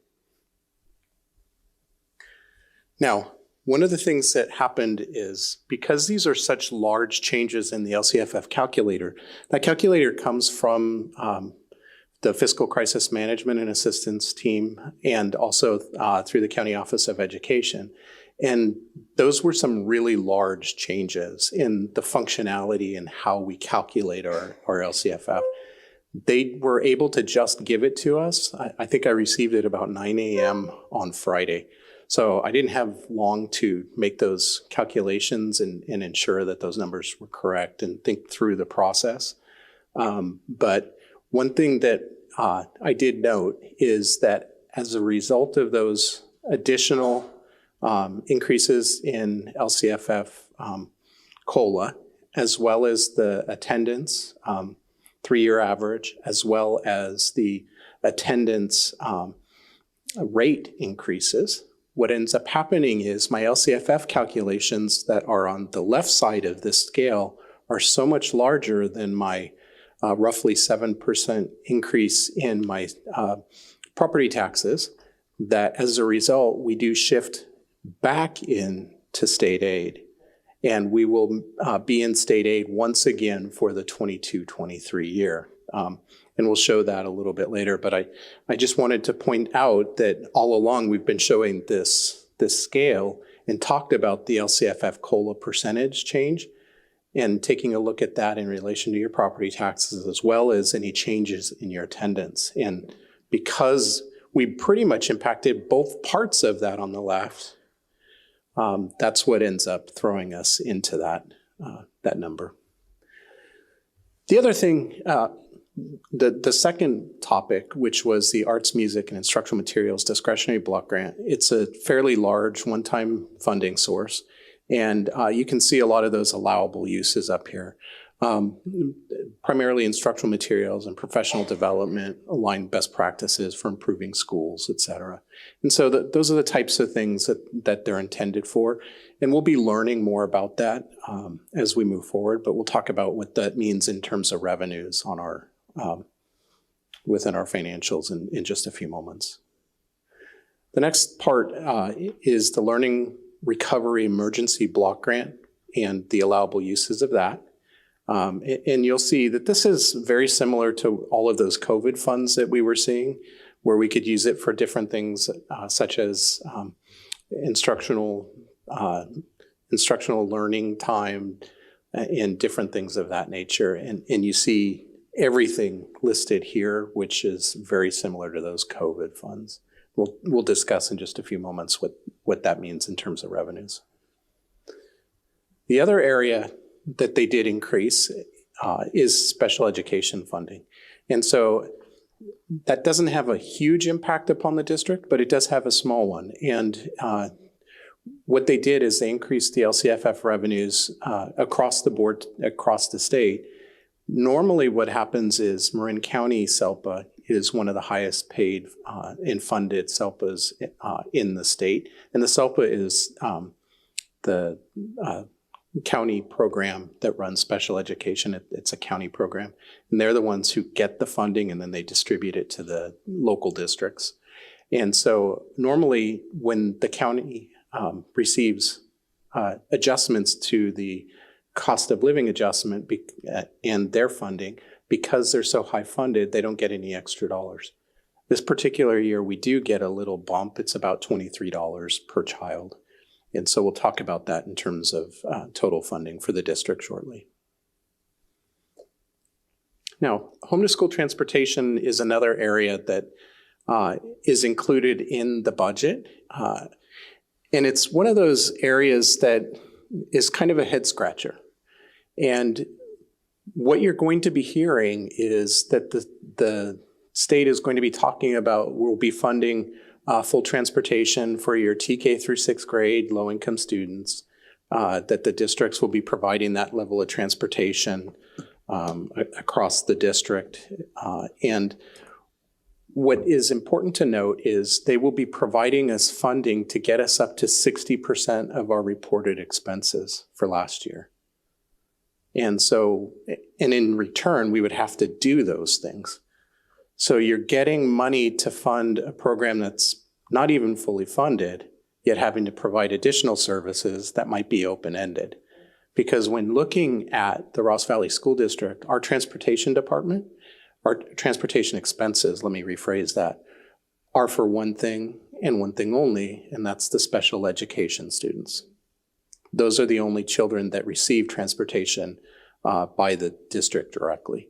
And so this does impact our special ed department, our special ed encroachment. It's another one of those areas that has a small impact, could have a large impact, but again, in exchange for receiving these additional funds, we're also saying that we're going to be providing transportation for all TK through 6th grade low-income students. And what they're really looking at is those unduplicated pupils.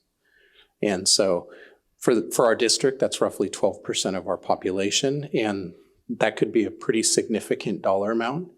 And there are some logistical challenges that we would have to think about because that's across the district. And if you think about it, the transportation that is run through the county that parents have an opportunity to pay for at this particular juncture only goes to 2 different schools.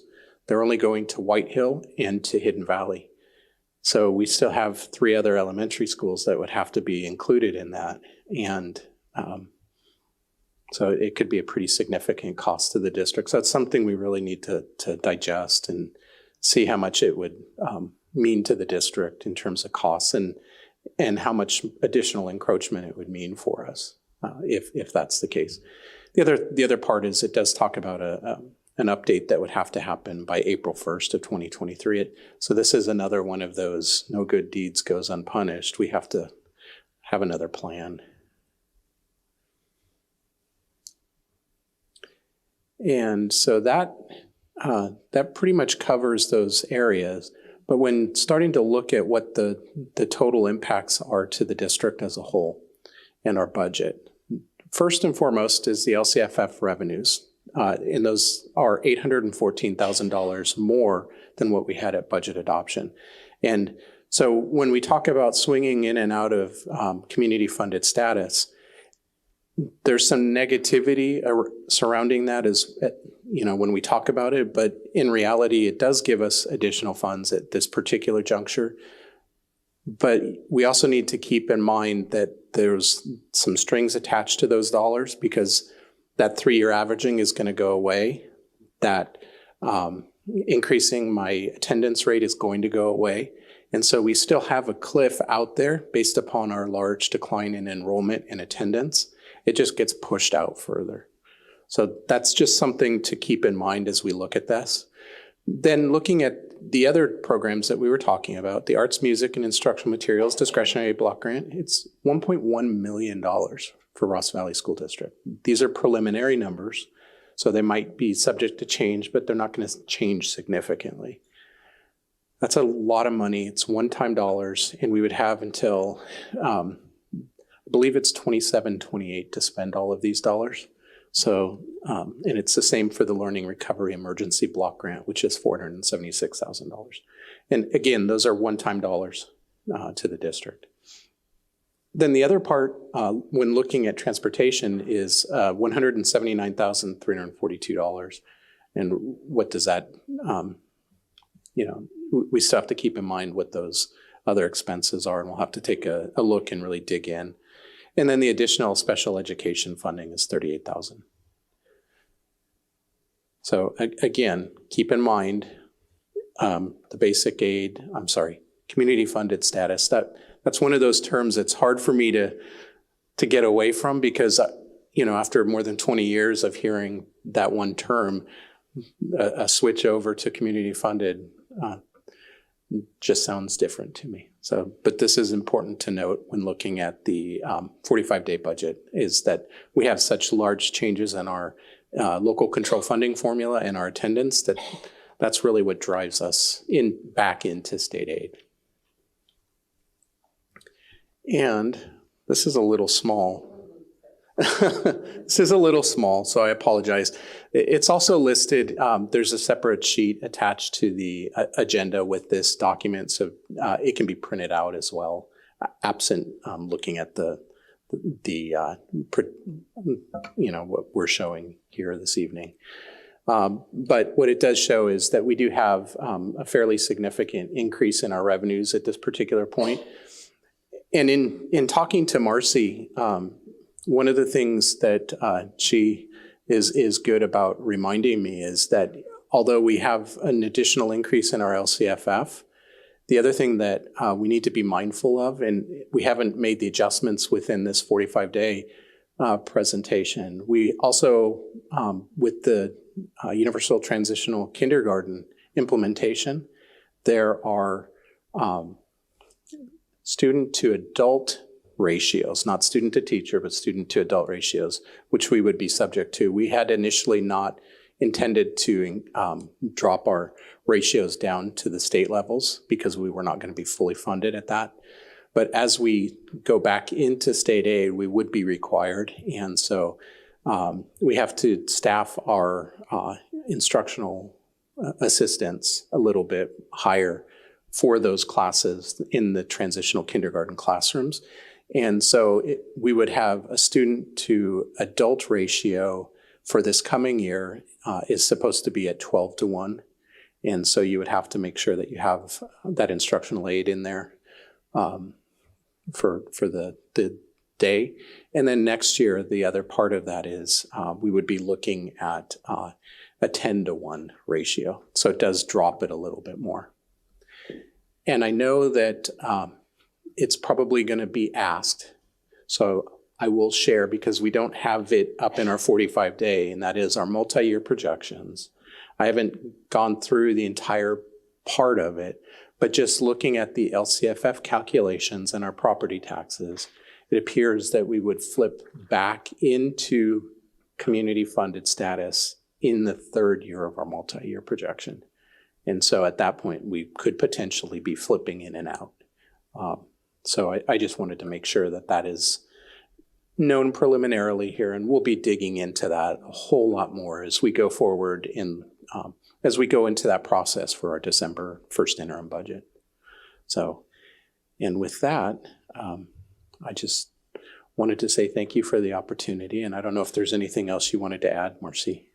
I would like to, because boy, has it been a whirlwind since November, learning that we would be going into and spending all that time learning about community funded status and what it would mean for the district and so on and so forth. So I guess it's a good sign ultimately, because more money is always better. So being in the LCFF for another year will definitely benefit the district and our kids and the programs that we can provide and offer for them.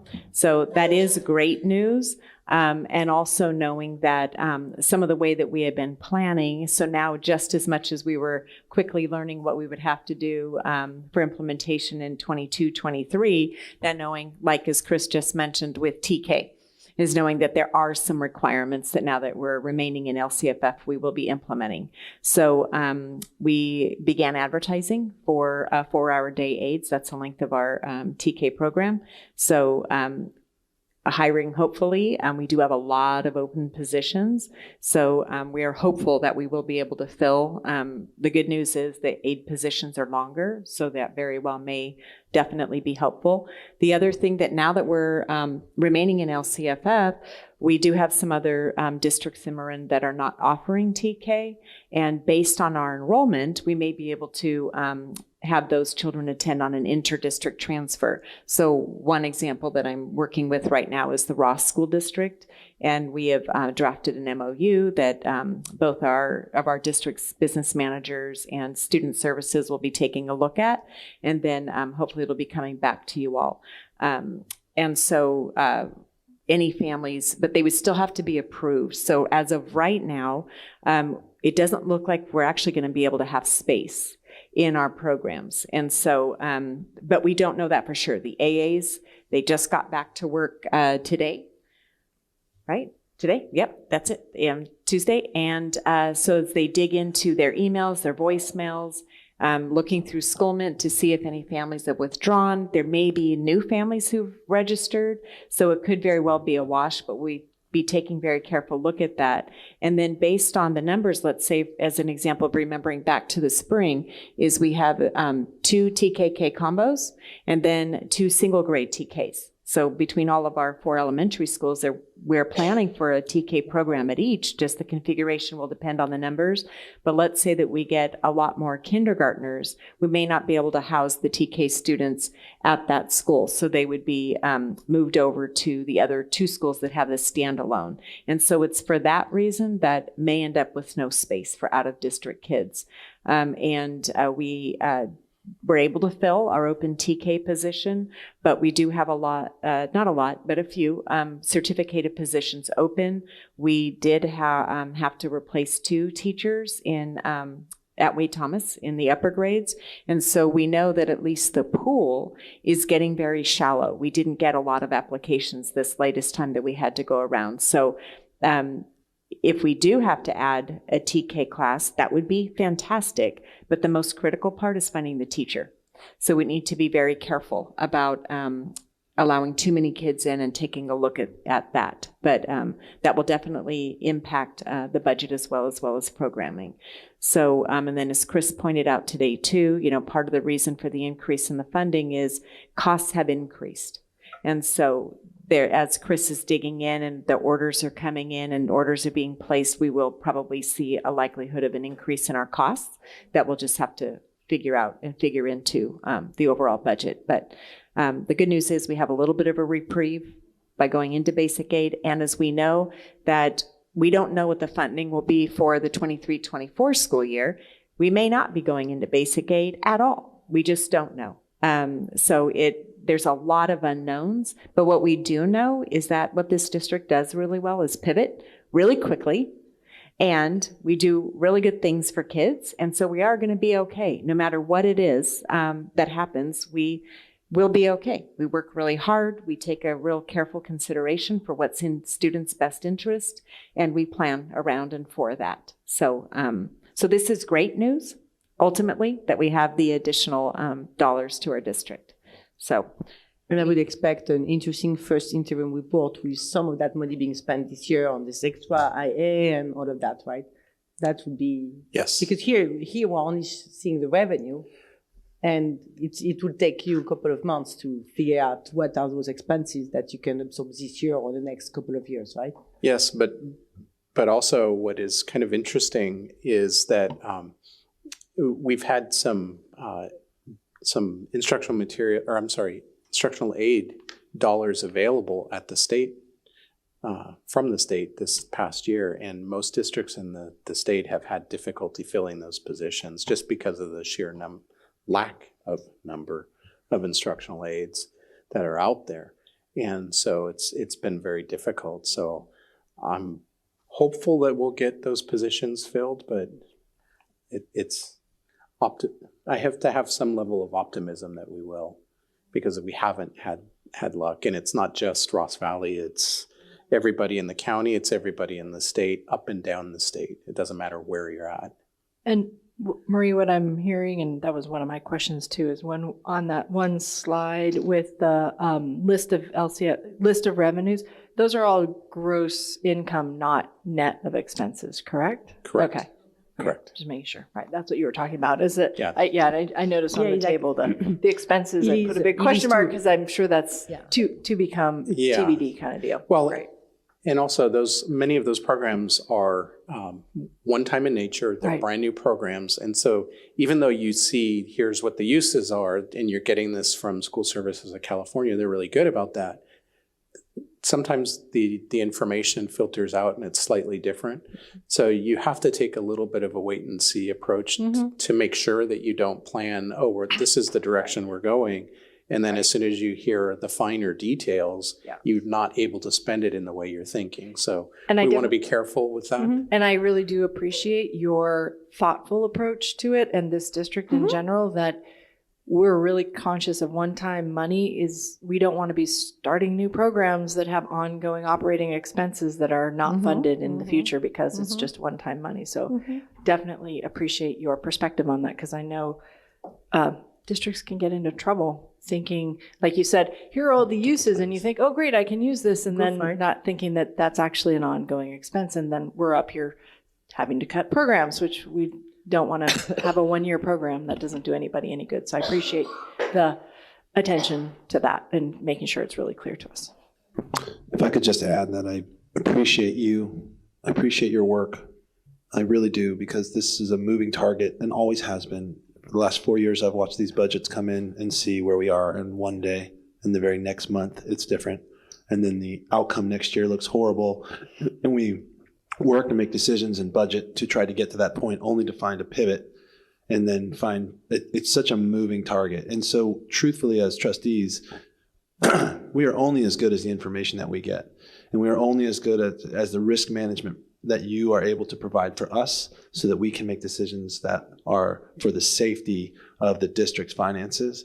And I just appreciate how you are able to toggle the information and pivot with it quickly and explain it in a way that we can understand, so that we can make great choices and then do it again next month. So I'm very grateful for you. And I've done this for a long time in different locations, and I think you are superior at what you do when it comes to this specific job. And I'm very happy that we have you here in the spot to help us. Thank you. And there's a saying that School Services of California has. They say that there's only one certainty with your budget: it will be exactly wrong. Because but directionally correct. Directionally correct. Yeah. Exactly wrong. And what they really mean is that because of the changing nature of everything, you need to be close, but you're not going to nail it exactly. But the last 12 months, it has been really a little bit of a flip-flopper, right? Exactly. Thank you, Chris. Thank you very much. We'll see you again in December on this issue. And we don't need to approve that. We agree, right? This is information. No, this is just information only. Thank you, Chris. Thank you. Thank you. And you'll also be hearing from me in September with the unaudited actuals. Excellent. Can't wait. Excellent. All right. On to the recommended approval of a one-year extension for the LunchMaster agreement for the 22-23 school year. I'm sorry, I was turning something back in. So this is a one-year extension, and it can only be a one-year extension. When we went out for bid on this, the current year would be the final year of the contract. Really, the largest change that we have with the contract is the addition of the breakfast program, and that's because it's something that is now required under California law. So we will be offering a breakfast for every child in the district beginning in about 2 weeks. So that's something exciting for us. It's also something challenging, but one of the things that has really been a nice partnership is the LunchMaster has really stepped up, and they have had breakfast programs in other locations, so it's not brand new to them, but they recognize that it's new to districts here in Marin County, and so they've really taken a good leadership on this. And so with the approval of this item this evening, it would allow us to offer that program to the parents in the community. They're going to have to change their name to Breakfast Master. Meal Master. I don't know, whatever. Quick question. Do the services that they provide, given that you said that they've been very helpful, do the services that do they also administer the enrollment process or the way that families, because I remember hearing about this last time, that we offer it to all of the families, but that the families have to sign up for it or we track it, and we don't want to have a whole lot of unclaimed meals out there. And do they manage that process or do we manage that process? It can be really a little bit of everything. And so the parents do have the obligation to go out and claim the meals, request them. And so that's the first step in the process. And in order to do that, you have to have internet access. And so we have had families that just haven't been able to do it for whatever reason. And so my staff has also helped to manage that, to ensure that the children still get a meal. But in order for us to have a meal, let's say tomorrow is a lunch day, that meal would have to have been ordered already so that tomorrow morning when they bring the food to the school site, it's there for their child, which is really the importance of the parents ordering for their children. But again, the district staff does also help with that, and specifically Jenny Wright is the one who does that. And then each of the site food service workers, they do take count of which students do and don't pick up their meals. Mm-hmm. And so there's communication that's done with the families to inquire why. As an example, do the parents know that they've signed up for the meal, but their child isn't taking it because the family is anticipating or expecting that their kid's going to get food when they go for lunch, or in this case now for breakfast and lunch. And so it'll be the messaging out to families. The online registration or sign up for that is a LunchMaster. They manage that. It's a portal for them or through them. But what happens, as Chris talked about, is there's that balance of what the staff does to ensure. And also in the teachers letting the staff know also if there are children who don't come to school with a lunch, people are paying attention to those kids so that they can notify the parent and make sure that they're aware that the program exists. So it's kind of a multi-pronged and comprehensive approach to ensuring that kids are fed. That's great. Thanks. So as a parent with LunchMaster, I've used it in the past.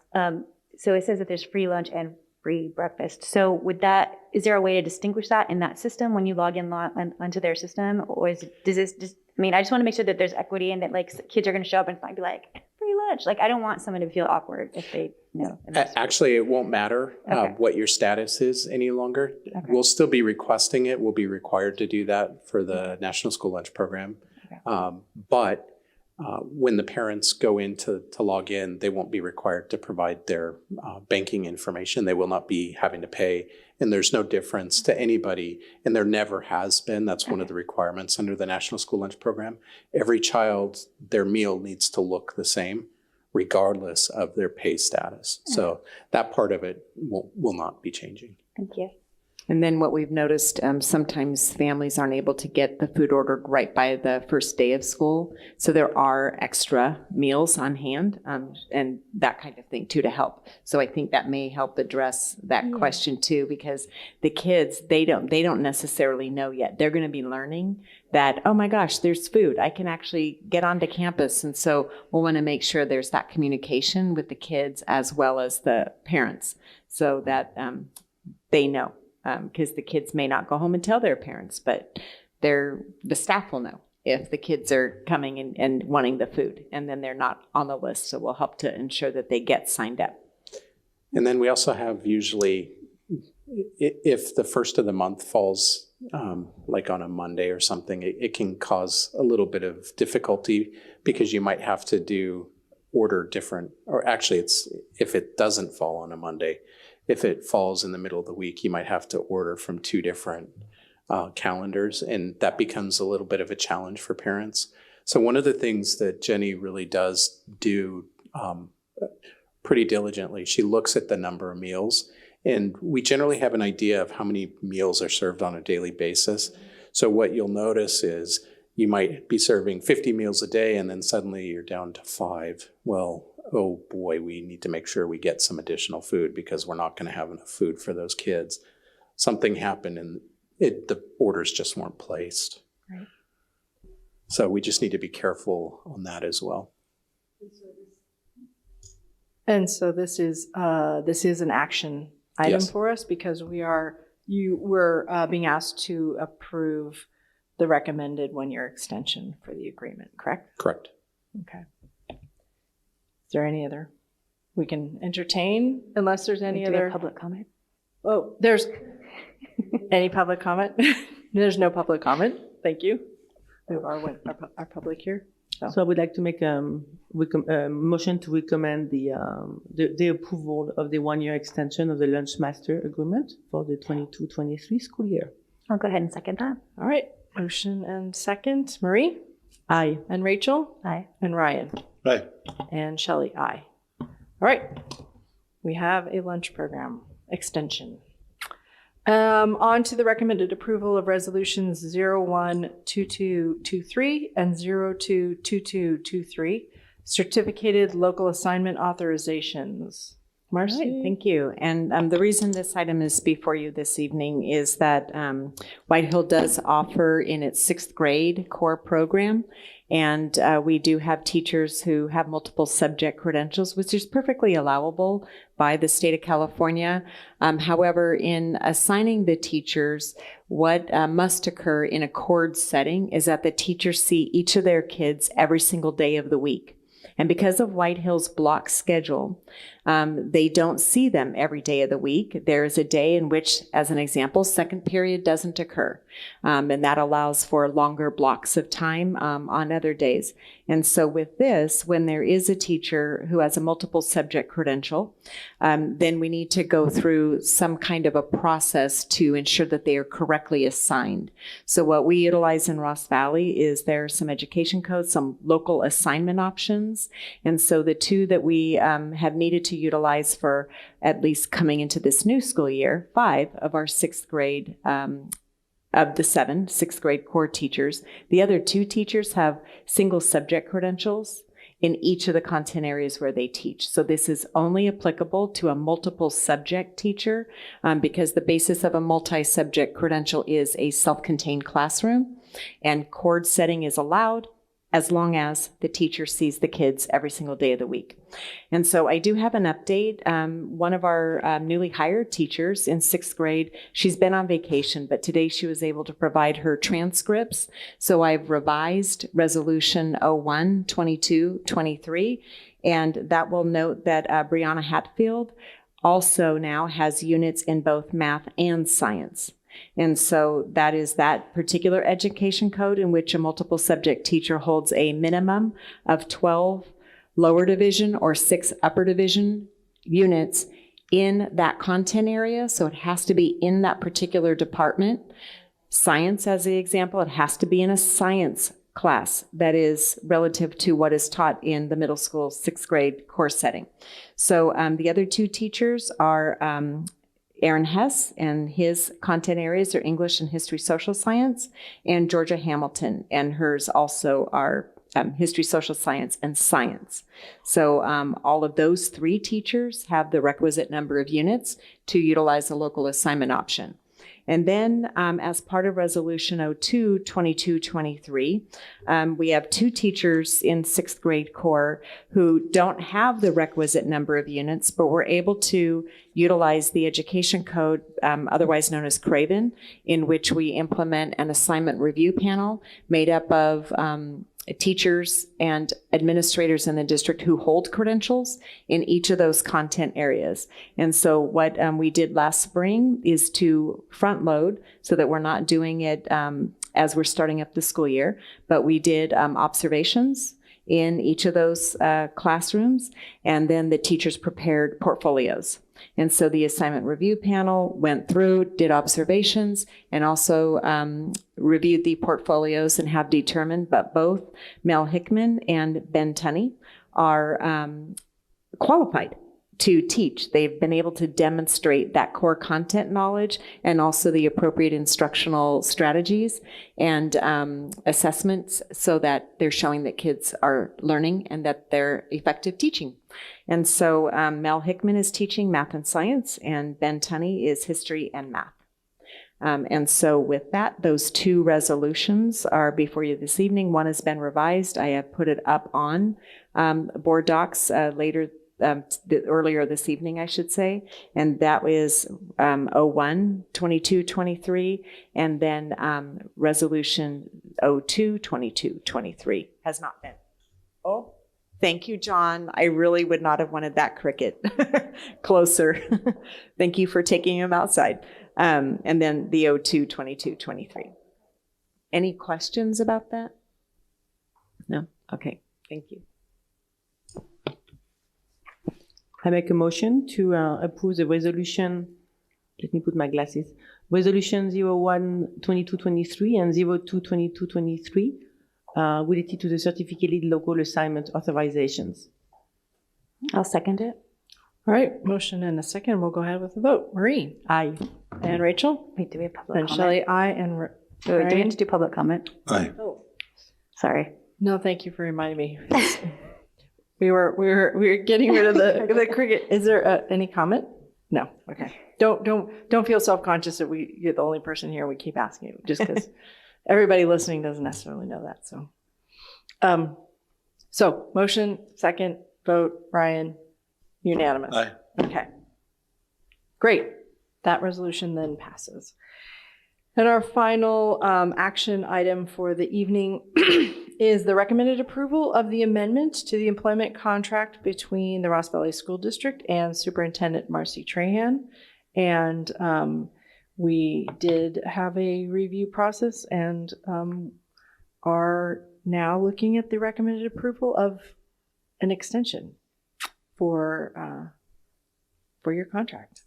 So Thank you very much. And also, I really have appreciated the support of a coach, if you will, and that has been invaluable, especially as these past 2 years have unfolded, and not everything you learn about or you encounter in your first year, and you learn them over time. So to have that support as new things come along in this role has been invaluable. And so that is also part of that amendment or addendum to my contract that I would appreciate continuing. Is there any questions or conversations? And we will go out to the public that's not necessarily here, but are there any other questions or? No. All right. I mean, we've very much. Sorry. Yes, go. I would very much like to just go on record as well, Yes. like I did with Chris, is that, Marci, the truth of the matter is you took a very difficult job at probably the most difficult time in the history of times in order for a new superintendent to take the role during the way you did. And I thought you handled it just amazingly. And again, the same way that Chris was able to move with a moving target during all this process was a lot. It was a lot to ask anyone, and it was a big lift. And I really think you did a great job. And I think you brought the community along and communicated well, and really allowed us all to move through it with a lot more certainty in a very uncertain time. And approving an extension for you is, in my trustee mind was very simple because you had so much to do, and I thought you just did an amazing job. And I'm not saying that because I think you need to hear it. I'm saying it because the community needs to hear it. You really did do an amazing job for this community, and it should be noted. And I hope that this extension it shows the gratefulness that we have for you and the work that you've done for this district and this community. Yeah. And Ryan, I know you used the past tense from the last couple of years, and I would just amend that to be the current in the present tense as well. I mean, every single board meeting, there's numerous instances in which I am sitting here thinking, wow, thank God we have a superintendent who not only understands all of the complex nuances of everything that we have to make, but then can explain it to us in a way that we can make those decisions. And similar to what you were talking about with Chris in terms of the budget, just being able to understand it, manage it. I mean, the orchestration of the entire district and all of the staff, and then being able to explain all of the complex information to us and work cooperatively and collaboratively with not only the staff, but then also with us as a board is really, really appreciated. So thank you so much.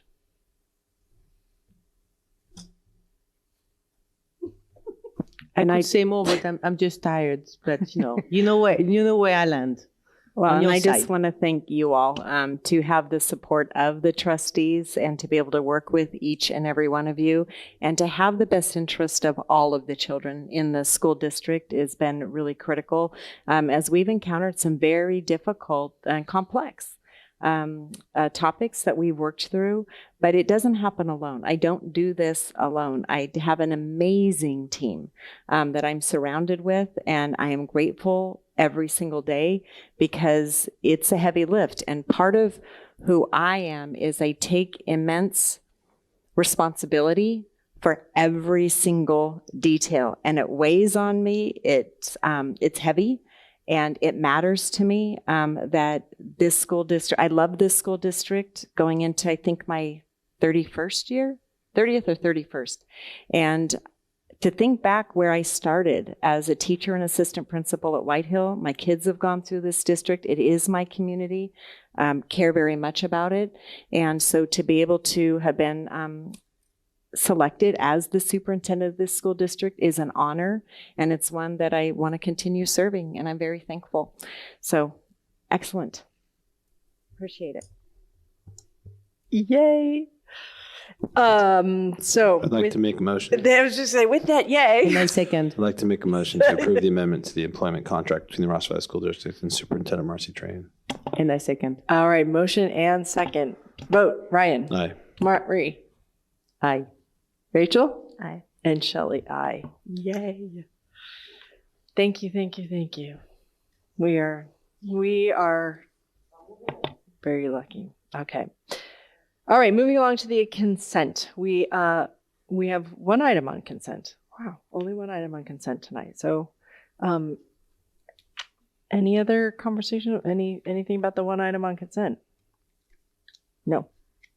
All righty then. We can entertain a motion for consent. I move to approve the personal actions as presented. Oh, right, the consent item. Motion. You have a second? I'll second.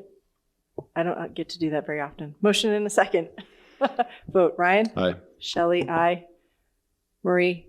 Aye. Rachel? Aye. All right, our consent actions are approved. We are rounding out our meeting here with board business. Committee updates and reports from trustees. I know it's been a summertime, so it's been kind of slow. Do we have any updates? I don't think we've had committee meetings over the summer, and nope, I'm looking, I haven't had any. Nothing from Rachel? Really? No meetings. No Wow. committees from Rachel, yes. Okay, then we have approval of the meeting minutes for July 19th.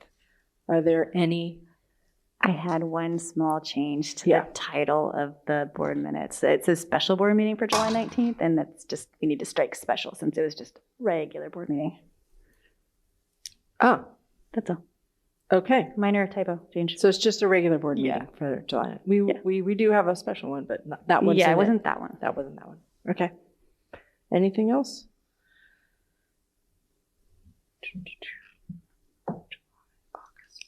You were here for that, correct? No. You were not here. That's what I thought. That was when you're gone. Okay. All right. Well then. Not me. No comments? Do you want to? No comments? No public comment.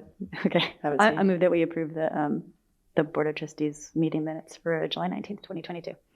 As amended by. As amended, yes, with that change. Thank you. Motion. Ryan, it's gonna be you or me because Marie wasn't here. Go ahead. I'll make a motion. No, we got one. You're a second. Oh, I'll be the second. Motion in a second. Rachel. Aye. Ryan. Aye. Shelley, aye.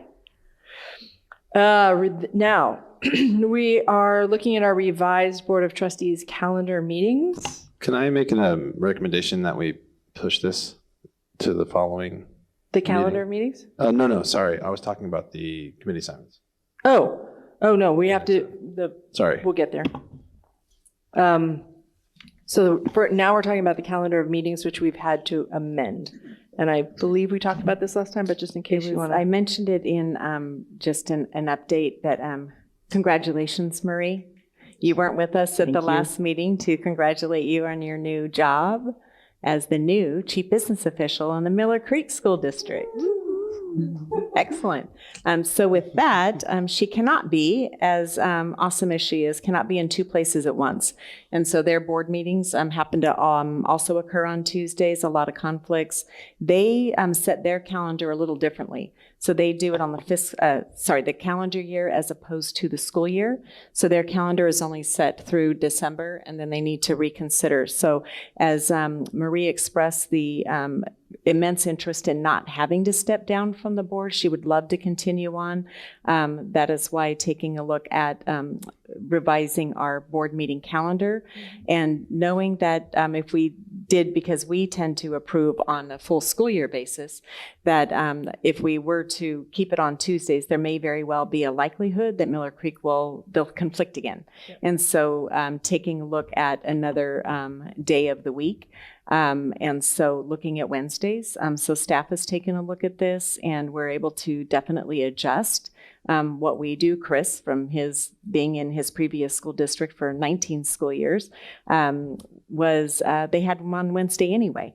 So it's perfectly fine with us to make that shift and change. But it looks like Wednesday would be the best day of the week to move that to. So what we're looking at is a change to Marie is good with her calendar through the August 23rd meeting. And then it begins in September, where the conflict begins. And so all we're looking to do is still for the month, that first meeting in September, keep it on a Tuesday, but move it to 9/13/22. And then the remaining meetings that you see on this revised calendar would be on Wednesdays. And so it's the same week that the meetings currently have been calendared, but just moving it one day later from a Tuesday to a Wednesday. So Marie, you get back-to-back board meetings. A delight. One for your day job and one for your night job. Okay. Unless, I'm hoping that everybody's had a chance of looking at this. It's been circulated around. Yes, we've all looked at it. So we can go ahead. And I do appreciate everybody to look into that because that was definitely a struggle for me. And I had conversation with both Chris during the weekend and with Marci to make it happen. And I do not intend to not be available, and that we were thinking that's just a good way to make it happen. Otherwise, there would be too much stress, and having to miss some meetings. This is not what I want to do. I missed only one meeting this year. Was when I was in France 2 weeks ago, and even that's hard. So I just didn't want to start my new job with the idea of missing any meeting. this work is important to me, and I want to support the team here, and I want to work with the trustees. So I do appreciate everybody to look into that. Thank you. Great. And I'm not seeing any public comment. So with that, we can entertain a motion. I move that we approve the revised 2022-23 Board of Trustees calendar of meetings. Second. Motion and a second. Rachel? Aye. Ryan? Aye. Marie? Aye. And Shelley? Aye. We have a new calendar. And if something should change once you get into your new job or if that board decides to move their meetings, we can look at it again in January. I was not in a position to negotiate those dates, so maybe next year would be a little bit different. But I just didn't want to even start this year with any worry at all. Not always. Yeah. So the Board of Trustees committee assignments, Ryan, you... Yeah, I think with the absence of Wesley and the maybe we should. I would like to push it and extend it a little further, but we don't. It's just an idea. I'd like to have a full board just to talk about those things. I think it's just a little bit easier. Rather than telling Wesley what he's going to do. Well, yeah, I like it. It's my history that a collaborative effect to do it is a much better way to talk it through. But that's just my opinion and idea about it. I don't think it's necessary that we establish these things tonight. But no, I agree. It's been a practice at the board. Take a look at committee assignments at the beginning of the year for the school year, but we just have our next meeting in 2 weeks. And so I think it's perfectly fine to push it off. And until then, Rachel can attend all the committees. Thank you so much, Rachel. Yes, so until you do meet and talk and maybe change what you're doing, if there happen to be any of the committee meetings before the 23rd, please do continue to attend. Good with that, Rachel? I'm fine with that. Okay, then we will. It was a discussion anyhow because we don't. These are the committee assignments with the these are not the formal action related committee assignments as part of the annual reorganization. Exactly. So these are not the annual reorganization. So it's a discussion and an agreement among us as opposed to a formal decision. So we can do that next time. All right. Superintendent and cabinet report updates. Given the time this evening, all I have to say is that we are getting ready for the new school year. And it's been great to see our administrative team return, our school administrative assistants. It's exciting. Registration's reopening at our elementaries tomorrow. And a lot of the summer projects, as Chris talked about at the last meeting, continuing. And just ensuring our classrooms and schools are ready for our kids on the first day. And our teachers next week. So they come back on Wednesday the 10th. And then a lot of our classified, we have a classified professional development day on the 15th, and some of them will have already started prior to or just that day. So we're planning, we had a round of CPR training, first aid training today for a number of our classified employees as well as our site administrators. And then all of the remaining classified employees who've been identified as needing the CPR training, like noontime supervisors as an example, they will get that on the 15th. And then we also have Deborah McKnight lined up, our equity consultant coach. She's going to do a classified workshop in the afternoon on the 15th as well. So it's very exciting beginning of the school year. When are back to school nights roughly? We have some at the end of August, and then White Hills, off the top of my head, is September 8th. I think that's one of our last ones. But yeah, so we're taking another look at our. You don't have to be specific. I just was like clicking time. So we have some, end of August and then September. Any other questions on? Nope. Any other? Yeah, I know. Yeah. All right. Well, then we are on the last topic, which is the future board topics and board direction. We'll bring back the committee assignments at the next time, so that'll be a future topic.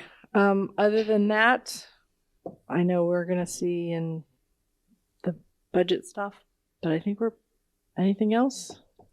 As always, you can get back in touch with Marci or I if you have other topics. We good?